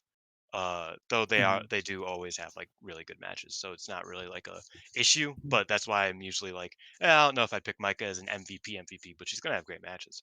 Sorry to interrupt. No, you're good. For Micah, she's just set up to have a fantastic run. Mhm. Everything's lined up for her to just kill it here. And then if I were to pick one for the Red Stars, it would be Suzu because look at Suzu and look at everybody to her left. Real. Yeah, those are gonna rock. And then you got Hazuki and Poi still, and even then the other two. Not saying they're gonna be stinkers, but if anybody can do it, it'll be Suzu. Yeah. I'm tired of the slander, but yeah. Hey, I am the biggest Ami supporter, so Yeah, for real. It's not saying much. Wow. Whoa. damn. I'm just saying. Abi's. Leave the dragon alone, all right? I like Let Abi. me I have. like Abi. I am excited though for Ami. Sorry guys, All right. but like You're good. You're good. Hazuki and Ami having their rematch from last year's. I'm excited to see Was that that one. good last year? Yeah, it was good. That was their first loss. I'm gonna check that out. That was Ami's first loss or Hazuki's first loss? Hazuki's first loss. Oh, she took the Thunderbolt, right? Yeah. That's And the everybody was like, one "What part the I do fuck?" remember. Everybody's like, "What the fuck? She lost." I'm actually excited for her just to hit her finish because I feel like I love her finish. I don't see it enough. I don't know what she does instead of that, but She I simply. feel like She does the Miyuki suplex, the twisting. Oh yeah. Suplex. she did that early in the block the what was it to get into the blocks. Yeah, I remember her doing that. She's got the running brainbuster too. Yeah, crazy by the way. Hazuki's fucking Poi's gonna die. No. Oh, 100%. It's gonna be great. Poi's gonna die on that. It's gonna be insane. Not Poi. The visual of that is gonna be Poor crazy. girl. They got our ass working on the farm Yeah. right now. training to get thrown around Cork and Hall by Chihiro Hashimoto. It's quite the life. So Punks jump up to get beat down. So I missed the tail end of the Julia talk. So for Julia, she's very much in a similar boat to Kamatani. Like they just came off their reigns. Yeah, you don't really know if you want to give it to them right away, especially this tournament. And then for Julia, like Utami is her last big singles match she hasn't had yet within Stardom. So, and Utami has to beat her here. Like Utami has to beat her, and then that'll set her up for like that's the last thing she has to do is beat Utami. I feel like that's going to be a draw. Yeah, I feel like they're saving someone winning that for a belt. Definitely. Yeah. Like I think the draw gives if Utami doesn't win the tournament, the draw gives Utami like an in to challenge Julia without her actually beating her. But at the same time, Julia's facing Mercedes. Like that's the match they're going for. So I don't know what the plan is in that direction, but I think if they're going to do like they're definitely doing a draw here. That's what I'll leave it at that. Yeah, I'm getting Suzu Julia vibes from that one. Like they're gonna tie and like someone's gonna look good. It's probably Utami's gonna go on, but like that's gonna be an insane last day. Yeah, and then on the other side, I see Tam and Kamatani being a draw as well. That's first big, right? Or that's opening. Yeah, that's opening. Yeah. Ooh, that's gonna be crazy. That's next week. Yeah, it is next week. That's crazy. I see Tam drawing a few times. I don't think she draws with Kamatani. I think Kamatani beats her. I think that's one of the places where Tam can take a loss, and it would kind of make sense. I think she might draw against like Mayu, like a Tam Mayu draw would make sense in my opinion. Kind of protect them both in a way. And they like with the red belt and the IWGP belt. This is the first year that the IWGP belt's in the tournament, which is something that isn't really talked about much because it is just a belt buckle for right now. But they have teased a lot that it's like, oh, which belt is more important? Even though Sunny was very insistent that the red belt and the white belt are more important than the IWGP belt and they're separate things. It's just come around that it's like, okay, which one's more important? Which one matters more? Which one's more prestigious? So that Mayu Tam match is something to kind of pinpoint because that is something that I might dive into is the champion versus champion element of it. Plus, I mean, it's Mayu and Tam; they have a lot of history, so that is a match to kind of look at in an interesting way. Yeah, you have to watch the champs in this fucking tournament because for sure. Someone's getting challenged for sure during the GP. Like they might even be on the same block, but something's gonna definitely happen because we have to set up those pay-per-views or something. Hopefully something happens and we don't get what Alex was saying and do the tag titles as the main event of the Stardom show. I was like, I love the tag titles, I love that match, but there ain't no way that they can't find anything else for that show. That's crazy. Yeah. Like there are so many things to do here. Like when you dropped out, I totally forgot what we were talking about. I think we were just talking about MVPs and stuff. So yeah, we were like, yeah, because it dropped out like right was Dylan was talking about Julia, and then my shit just died. It only does that when I'm recording. every other time of day, it's fine. And you got Mina, so we can't overlook Mina having a good run here. I could definitely overlook Mina. I like Mina. Tournament season, man. I like Mina a lot. She's gonna go kill her. But no, I think that like it's similar to, I mean, we said it a million times, but it's like it's the Saya thing, it's the Julia thing. It's like Mina feels like she could get hers back, but I feel like she's just like kind of found her slot with the tag team stuff right now, and she isn't gonna diverge from that for the moment. Just because like that's just not where she's at. Like she's super popular, but that wasn't the plan clearly, So I just don't see her being put into the plans full time. She's an important member. She's an important wrestler. She's an important member of the roster, I should say. But I don't think that they're gonna be a full. She's gonna be like a constant threat for the foreseeable future. Just because I don't think that's where they put her. I think she's more of a Natsuko than she is a Julia when it comes to faction leaders. You know what I mean? I don't think that she's like undeniable in terms of booking. It's just going to be hard to beat her from now on. Yeah, I think she'll go for like 50-50 in this one. Like she'd have to get her bigger wins and then lose to maybe Momo or something like that because they've they face off like almost. I feel like every year. Yeah, that was their first Stardom match. Was Momo. Was it? And Their first singles, I believe, was Momo. and then they Her first faced on house her shows first for singles like was forever. Death. Her first singles was Death, but then I No. do remember what you're talking about. Yeah. Yeah. Mina and Def, that was the first. Yep. That's wild. Yeah, Mina debuted. It was like, or was it Poi and Death? Hold on, I'm gonna make sure I was right on this one. Didn't Poi like debut in a tag on like a No, pay-per-view you or know something what? like Hold that? on. Poi debuted with the hat. She debuted with the hat, but I think she debuted in a singles. Oh ISBN show. yeah, okay, yeah. They carried her. Well, Jamaica carried her Yeah. to the ring. Yeah. That's not the right year. What a wild transition for her. Or Like, no, she's Mina been debuted everywhere. against Hanan. Hana. Oh my! Natsupoi debuted against Death. That's what it was. On a pay-per-view? Was that pay-per-view? Yeah, they're on pay-per-views. That was insane. What a crazy pay-per-view this was. So Dylan, as a known Queen's Quester, who do you think Uzumi plays spoiler to? That's an interesting question. I think Azumi beats Momo last day. I think that's a big one. I think she definitely beats Julia, and from there it's kind of just like a pick 'em type of thing. Maybe Anu. I think Alex cut me off because he didn't want me to get too much into it. But I think the Azumi Army connection could lead to Azumi over Anu being like a very fair upset. A very understandable one because Azumi knows her type of thing. Blah blah blah. But yeah, I think the big ones are going to be Momo and Julia are the ones that she's going to be beating.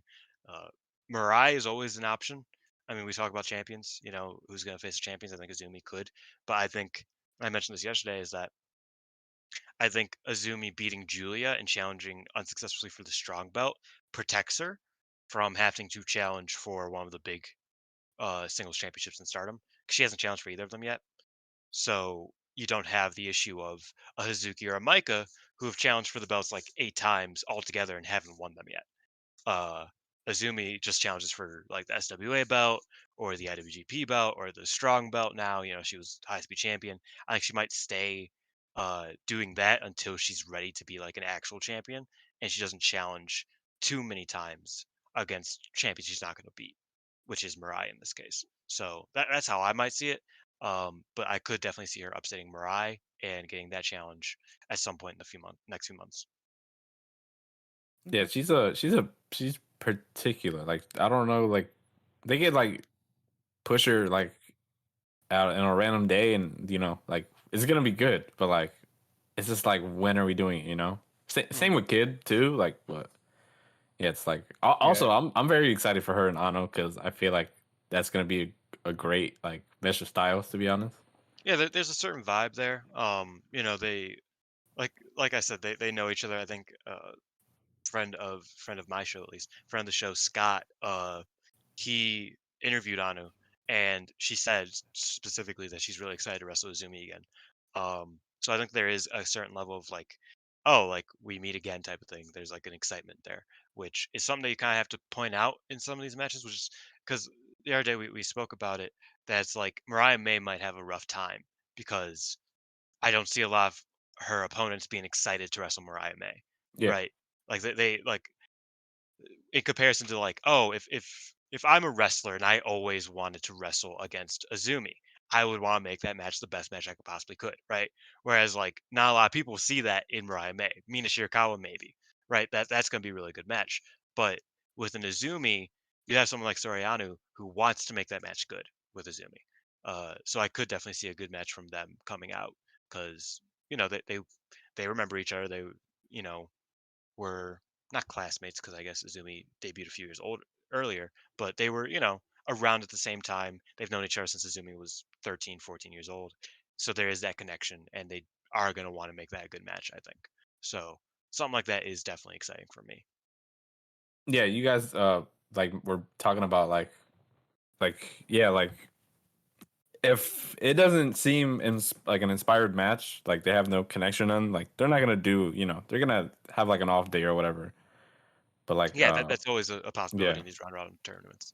which I hope everyone tries to go 100% in these matches. But it's like there's no story or there's no nothing, and they're not gonna do much. But like Ano and Azumi do have that story, and I'm pretty sure they're both excited to wrestle each other. So like, I just hope it goes right. I'm pretty sure it will, because I don't think most of these matches will go that bad. But like, you know, Yeah, but yeah, there is that you can be the Bushi, right? I made that joke, but you might end up being the Bushi, because Bushi is always the off day. Whether you beat him or you lose to him, like you don't try particularly hard in a Best of Super Juniors match against Bushi.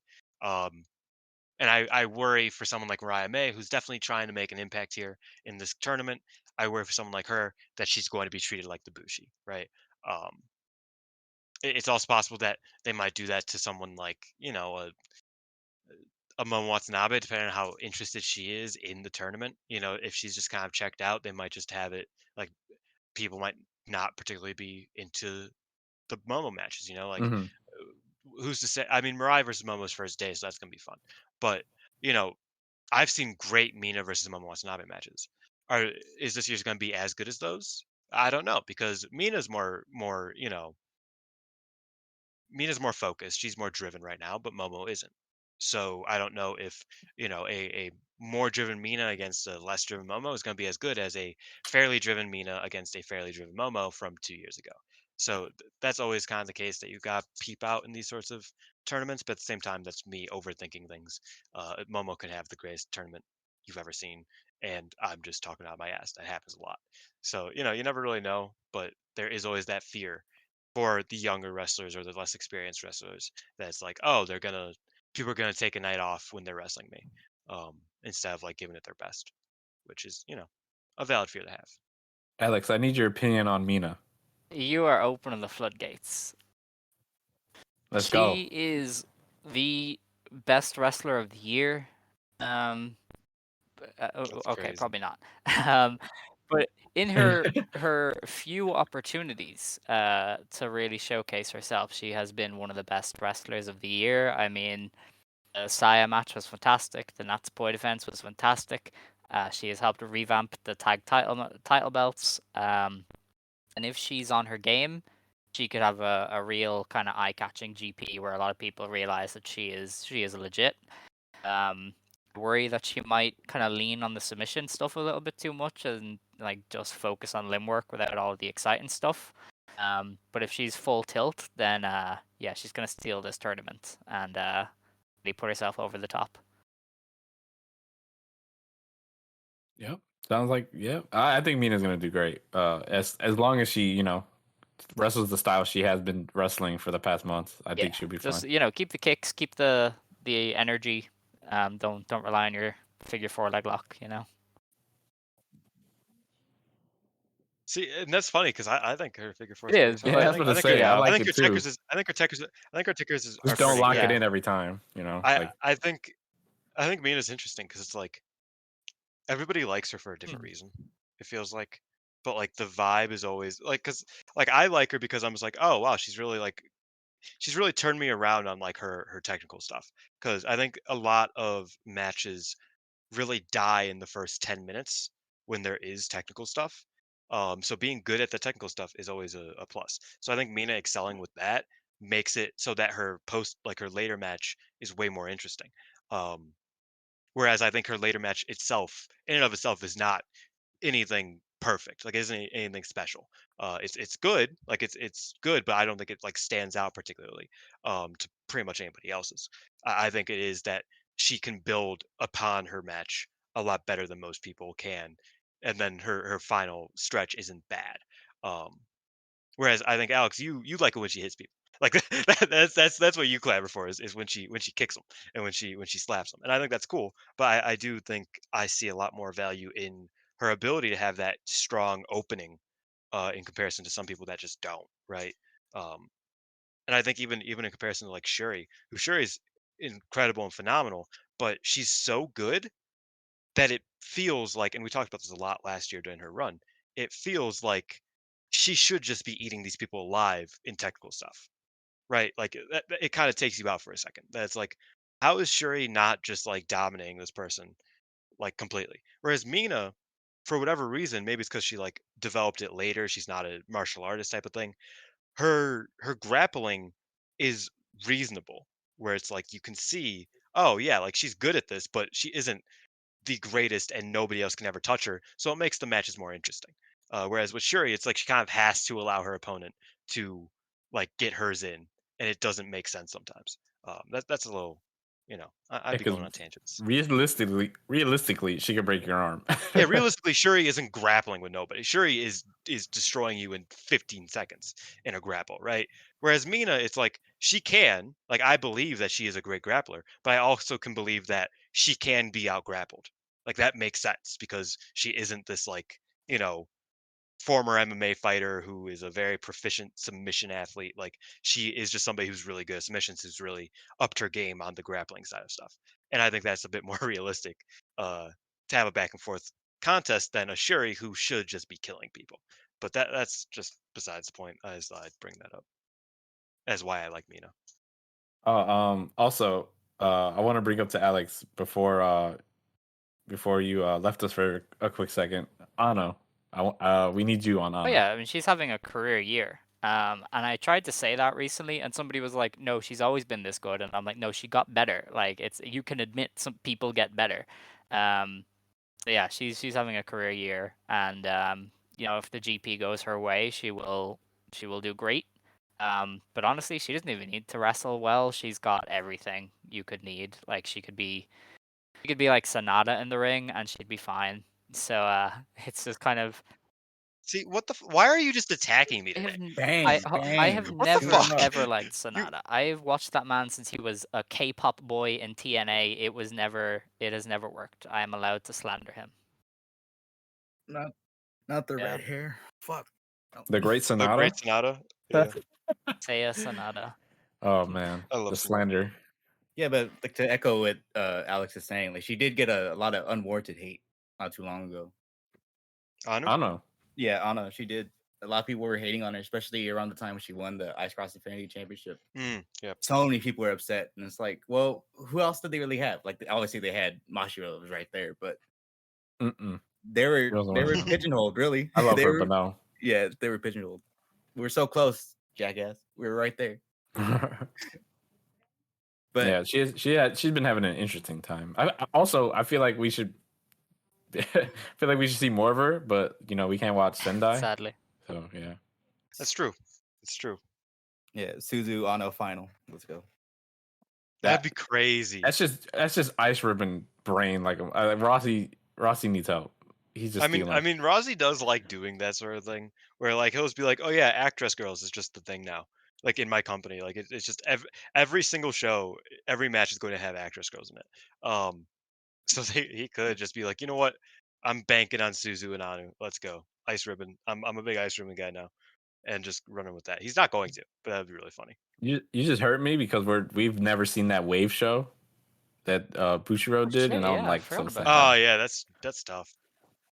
Jumbo Forever. I That had that on my that was pretty good. schedule, and I'm like, are we getting an upload, please? Like, I want to see the dance It in just HD. silently never came out. Yeah. Gami has the tapes.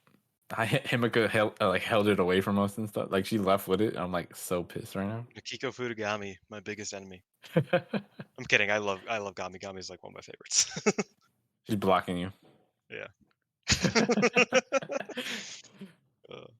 All right, so I'll take over.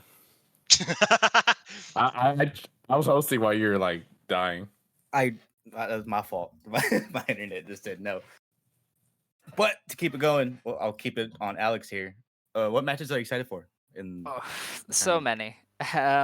That opening day, Mina versus Utami looks amazing. I think it's the last day. Seri Anu versus Mina. Utami Julia obviously is incredible. Almost every pairing in the red block. I mean, Natsupoi Mayu, Saya, Siri Tam, Siri Poi, Hazuki versus all those people. Like, just almost the entire tournament is incredible.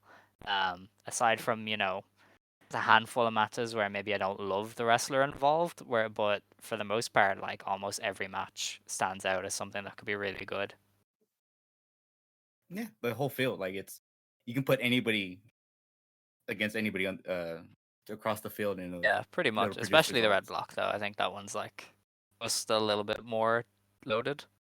yes, it stands out a lot more because you see when you look at the blue, like there's potential there for somebody to take a day off, just phone it in for a few matches.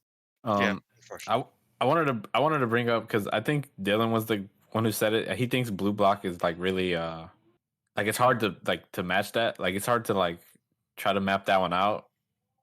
And like Hoopy too, yeah, it's yeah, but I think it's obvious like who's winning out of that block, but like I can't look at when I look at red, I'm just like God damn, like there's like so much amazing stuff on that side. It's crazy. Like I said earlier, the red block is kind of the race for second place for the most part. Outside of like a select couple that could win. Yeah. But in that, it makes it so difficult to kind of like map out. Like I think it's going to be Saya, who makes it through. But at the same time, it could be pretty much anybody. Like there's nobody here outside of like Ami Sore and Natsupoi are like the only two that I just cannot see making it to the finals. Really. Because Natsuko has the outside chance, even though I currently have her sitting at the lowest of the block. She could win. Like she could for all intents and purposes win the block altogether, if they want to go that route. So really it is just like Natsupoi and Ami who I don't see as a potential block winner. Whereas with the blue block, it's like more top heavy, where it's like, okay, who out of Micah, Utami, Mina, Soriano, and Julia, who out of them are going to make it, right? That the other five, Momo, Mirai, Azumi, Mirai May, and Hanan, is that yeah, like they're not gonna get to the finals, realistically. So it's kind of insane how the blue block's hard to predict, but there's only like 5 realistic options for the block winner. Whereas the red block, it's like, 8 of these people could make it through, pretty much. Yeah, in terms of blue, I think it's like up in the air. But I mean, obvious maybe winner, but like the matches themselves is like up in the air. Like anyone could like win it. Yeah, actually, I do agree now.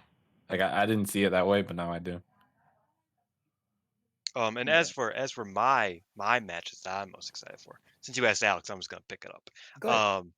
Yeah, I didn't note this the other day, but I think Hazuki Shuri, it's gonna be on a Korakuen show. It's gonna be super fun. It's first time. I think that they have something there that we haven't really even seen in like tag matches. I can't remember like the last time I saw a Shuri Hazuki exchange much. It feels very fresh, and that seems like something that will mesh really well. I believe they're on a pretty loaded Korakuen show as well. What is that? That's the 8:15. So yeah, that's on the same card with like Utami Azumi, Mina Mariah, Saya Natsupoi, Tamayu, like a bunch of good shit on that one. But that one stands out to me. Um, I also say Azumi Julia. I think that'll be really fun. And then if I want to give like one more, Saya Kamatani versus. I'm excited to see her and Suzu mix it back up again. Last year was really good. Hell yeah. Mariah and Micah is the one I keep forgetting about on the last day. That'll be really fun. But yeah, Saya Suzu is gonna be really fun. So yeah, those are a few matches I'm excited for. Yeah, Suzu, they've done a good job with her, especially with the recent house show run because they kept her mostly in tag stuff, so they kept everything from getting She's stale. protected. Yeah, she isn't you haven't seen a lot of Suzu, and it just kind of I watched the most recent house show before the Corkin, and it was her and Mariah May, I think, and I was like, oh man, I'm excited to see Suzu just in single stuff, right? Because like you could just feel that vibe of like, okay, she's going out there with Mariah May, she's having a really great exchange in this tag match, she's really gonna let loose in this tournament. So yeah, I'm really excited for Suzu's run this tournament. I feel like they saved her stuff for those generational battles, and it's like it's been hidden. Like yeah, like every like exchange she had was just insane. So yeah. Because the only person that was opposite to her in the match, and the only person that's not in her block is Julia. Yeah, Everybody it's else actually is in interesting to there think with her. about that they kept her and Julia apart this time around. They didn't want anymore. They were like, hey, you guys killed it last year. You guys were fine this year. Let's just not do it again. It's like, damn, okay. That could be a crazy final as well, but I don't see that happening Because that's very unlikely. Yeah, exactly. Y'all Even say though, that, and then it's even gonna though happen. Suzu over Julia in the final would be crazy. Alex, shut up, because I know you're about to say that's unrealistic and all that. I think that'd be a crazy finish. But no, I mean, but that kind of is a testament to how crazy this tournament is, because you really can make an argument for pretty much any combination. Obviously, there's the one or two that stand out above the rest in terms of finals. I mean, but you really could make an argument for pretty much anybody. If I wanted to, I could make an argument for Azumi Kid this year. I won't, because that wouldn't make a lot of sense. But you could dive into their momentum coming out of the high speed division. Blah, blah, blah. You can. I wouldn't, because it's not a strong argument, but you can, and it's really interesting, I think. Yeah, Cody's gonna be mad when Suzu wins the belt. It's gonna be over. It's gonna be so dope. I'm gonna love it. Suzu's Red Bull champion is so necessary. She's getting it done right now. Would Yeah. you say, Sonoda? What about your picks? I'm gonna be the one guy. Momo Brain. So Momo Azumi. Yeah. Momo I figured Utami. And jump on the red. Sai and Suzu, obviously, because I love their matches, and I like they just mesh so well. So like yeah. Also Hazuki and Saya, because I want to see it again. Obviously. Yeah. For Momo Utami, that has to be the one where we get old Momo. See, but that's my my- fear, is that Oh, I God. don't think that You have a lot of fears, a lot of thoughts. I yeah, understand, but let the host speak. The yeah, poor that's true. guy can't get a word in. Okay, This is just, okay, my bad. Oh, that was the end of the Okay, statement. all right, yeah. Sorry, I Okay, was like, thank we you. have to let Yeah, the yeah. main No, guy speak. we're He fine. hasn't. He's barely been allowed to get a word in. No, but like there How has does to be Dylan like show?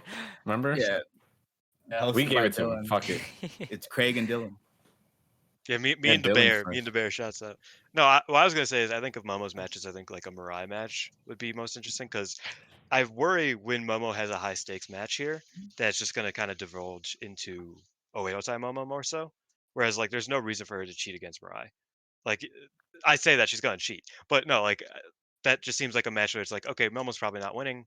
She probably just loses. It's just a solid match against Mirai. Whereas with Utami and with Azumi, it feels like those matches are definitely going to have a lot of Oedo Tai hijinks in them, right? That's all I'm gonna say. Alex, was that Please, short no. enough? Are we cool? Are we cool? No Momo Jinx, please. I don't want it. I need regular Momo, please. Man, you're preaching to the choir here. I know.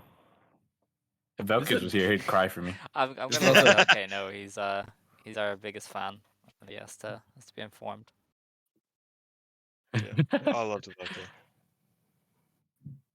the stakes aren't as important for her here, but this is gonna be a very important tournament for Hanan. Oh, definitely. Like I mentioned that earlier. That's like Yeah. she kind of has to stand out in comparison to last year, because last year she was She along with hasn't a bunch of done other much people this year that were either. undercarders. So if there's a time for her to No. ramp it up, Yeah, it's now, when she's been kind of doing nothing for a few months and been allowed to rest. Whereas last year had a lot more going on. So I mean, judging by how Rossi usually does things, somebody being in limbo means he's gearing up to do something major with them. So I feel like Hanan knows that she could be at the start of a new arc and will go kind of as hard as she can. And maybe if there's any year where she's going to do really well, why not let it be this one? But yeah, she definitely has a lot to prove after kind of a quiet first few months of the year. Yeah, that's Yeah. insane. Actually, she hasn't done like much at all. Like, wasn't it last year? She Yeah. also like challenged for the trios. Like, she was in that match. Great Like, match, great match. great match. Yeah. So like, yeah, like I'm actually very excited for her. Even though she might not win more than one or two matches, but Yeah. I mean, Hanan, she dyed her hair, got new gear, got a new nickname, and got eliminated from the Battle Royal in like 30 seconds. It was crazy. did her so wrong, man. Yeah. Sonata, I'd like your opinion on Momo. But that's the one where she's gonna be back for 2 weeks. Yeah, are we getting Momo or Momo? Like, who are we getting here? all That's caps. such a crazy way to distinguish it, but I know what you mean. Because there's gonna be a 2-week period during this tournament where she's gonna be so back. 2 weeks? That's all we're giving her? That's crazy. That's what we got last year too. Remember, she beat Julie, and we're like, oh my god, it's time. And then she lost to who was it last day? Hazuki or No, she beat Hazuki. oh, she lost to Mina, right? I think Yeah, last day. maybe. No, she beat Hazuki last day. I don't remember. Oh yeah, okay, yeah. She stuffed her fucking her run. Yeah. We That had was painful, by the way. That was painful. Yeah, Momo kind of did the opposite of Hazuki, where Hazuki started strong, but Momo ended strong. She like got a couple good wins there. Yeah. Yeah, I look at Suzu and Hazuki's runs, and I think like who's getting that this year? If we do that, like that's like we get inverse of one or another, Because last year there were so many fucking matches. Like everybody had 12, 13, 12. Yeah, 12 matches. So it's like you had that ability to have like those like you could just drop 5 matches and you're still in contention. Whereas this year it's like that's completely not the case. Like you can only drop 2 to 3 matches unless you are like nearly out of contention last day. So it's harder to run that story this year, but I could definitely see them running it in some way or shape or form. Because wasn't Poi like eliminated like pretty early? Yes, she was eliminated like 4 or 5 days in. That's insane. Do you guys think Mirai dropped? Do you guys I don't think there'll Mirai be many draws, here? to be honest. I like last year and I think the year before, Dylan and I went in going, "Oh my god, there's gonna be so many draws." But like Rossi just doesn't do that. He just has people lose in the GP. It's the one time a year where he stops being conservative about who loses. So I mean, I think people will just straight up lose. Especially Mirai, because she can kind of beaten. Yeah. She's still we have the room for it. She just won the belt and she hasn't defended it yet. So yeah, I obviously do the whole table and kind of like map it all out. I only see like 2 to 3 draws happening this year.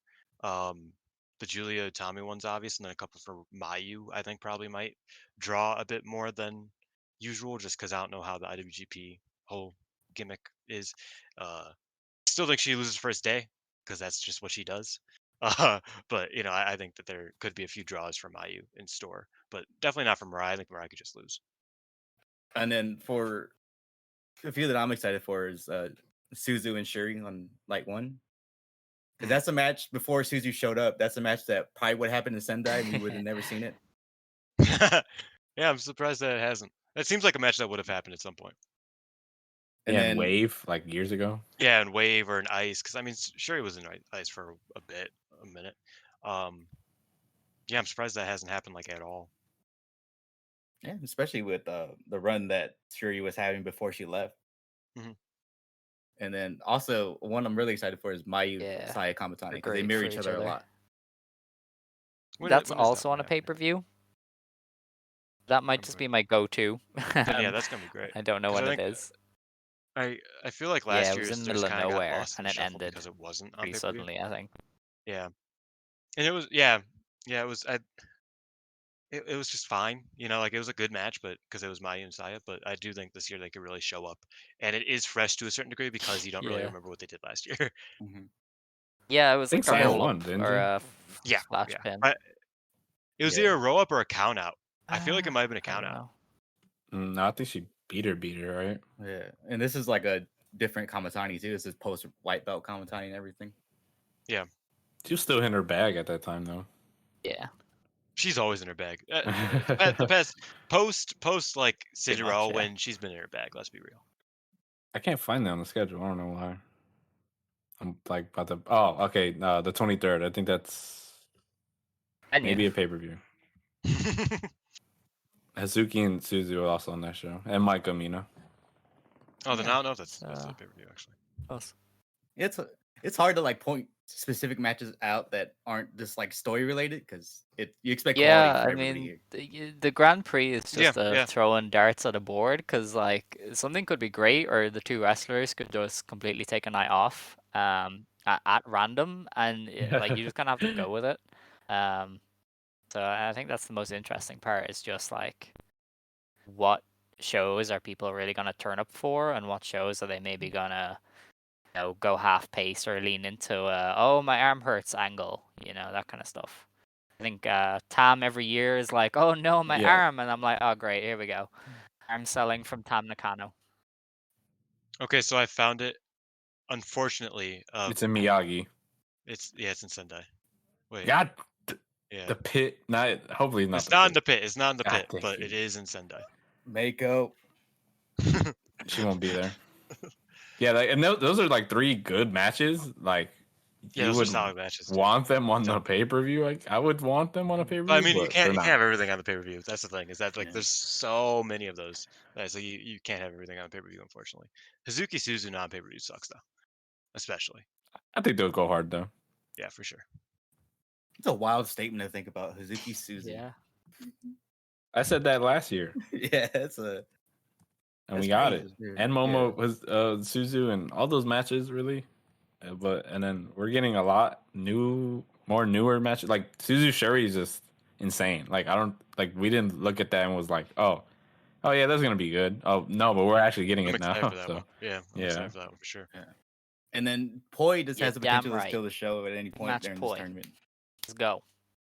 Okay. And- She's getting like 6 points. Pay-per-view Maybe main 8. event. No, she'll get 8. She'll get 8. She'll get will 8. be She'll get fine.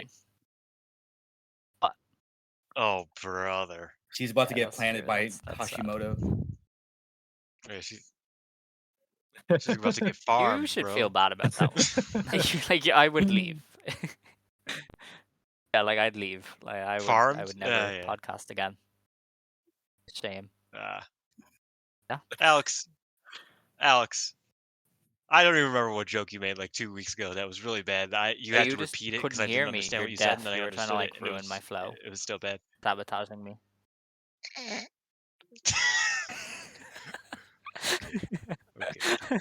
This is what happens when we record 3 days in a row. We just start bickering. We just start bickering Yeah, like it's old great. married couple. This is content right here. It's beautiful. This is all getting left in.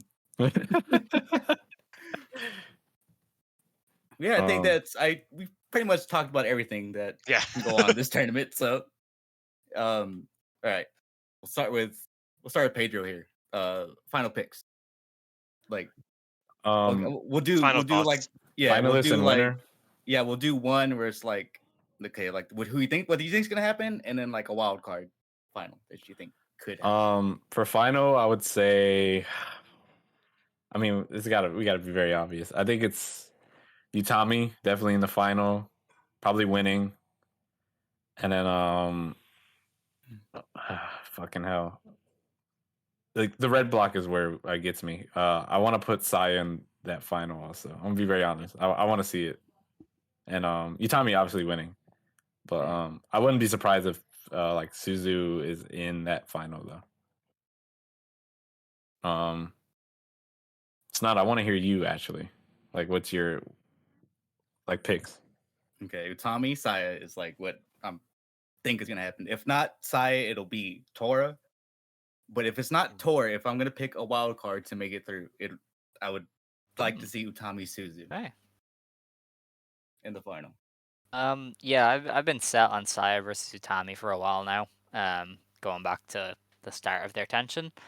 If it's not that, then I could see maybe Suzu versus Ano, or Ano versus Poi. In the case that Sayori Ano wins, yeah, I like that one because that was a former Ribbon Mania main event, as far as I remember. So yeah.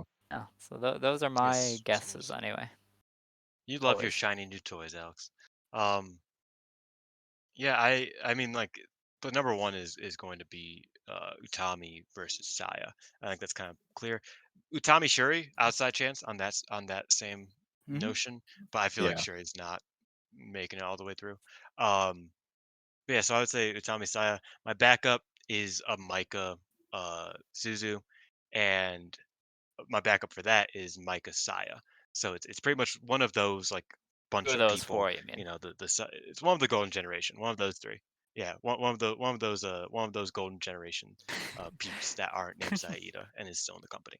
Nah, bro, yeah. she got kicked out of that. It's over. I know It's over.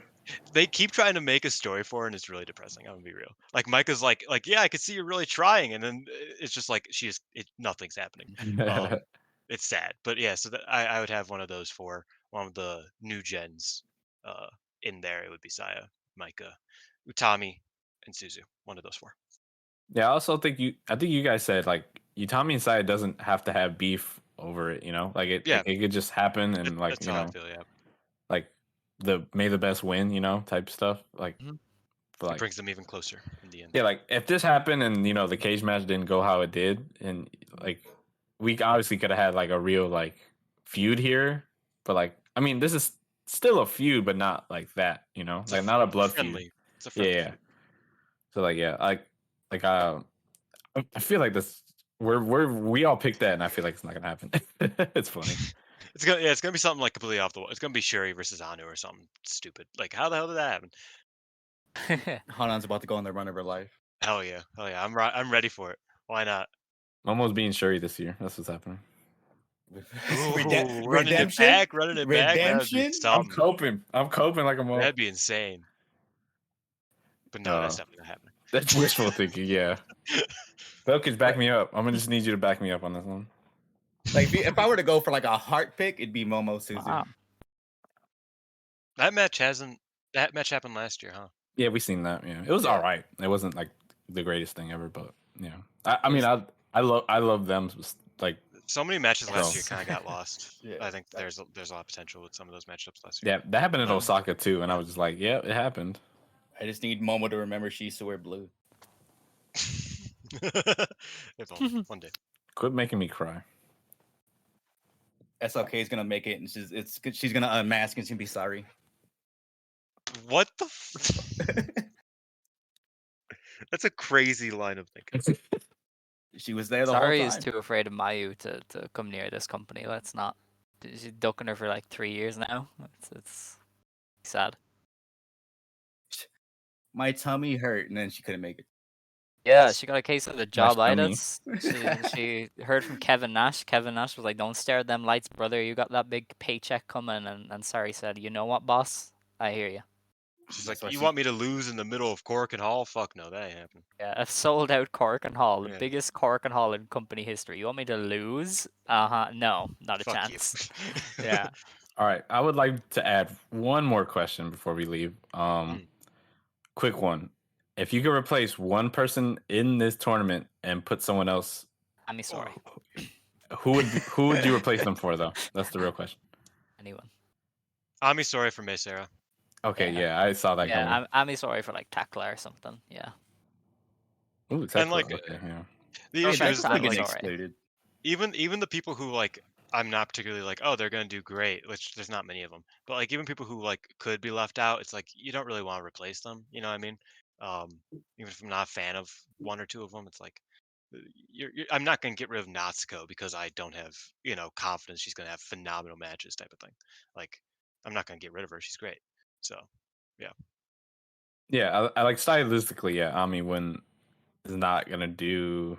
It's not gonna. I feel like she won't mesh well with most, and she that's could what show people. up. She could show up. I think she could have a good showing, but it's like, would I rather other people in there than her? Yeah, for sure. Yeah, I think all of us were like, oh yeah, May. We want to see May in the tournament, and then we didn't get her. So yeah, May, Tekla, yeah, I think those two are definitely the. Yeah, I think Tekla definitely deserved it, but I guess not this year. Yeah, we'll probably see May in the Cinderella. Of course we will. Everyone's in that goddamn thing. Yeah. Yeah, I can't see like anybody getting replaced, but yeah, thank you guys for coming on. We'll do the outro. We'll start with Dylan. Oh yeah, I'm Dylan. Follow me on Twitter at xxichiban. I write for 5starnetwork.co. I also do a podcast called Stardom Quest for 5starnetwork.co, and I also do a show called the No Limit Wrestling Show for 5starnetwork.co. And then yeah, just get at me on Twitter. It's not that hard. Figure out what I'm doing. Yeah. Thank you guys for coming on. I really enjoyed doing this crossover. And go ahead, Pedro.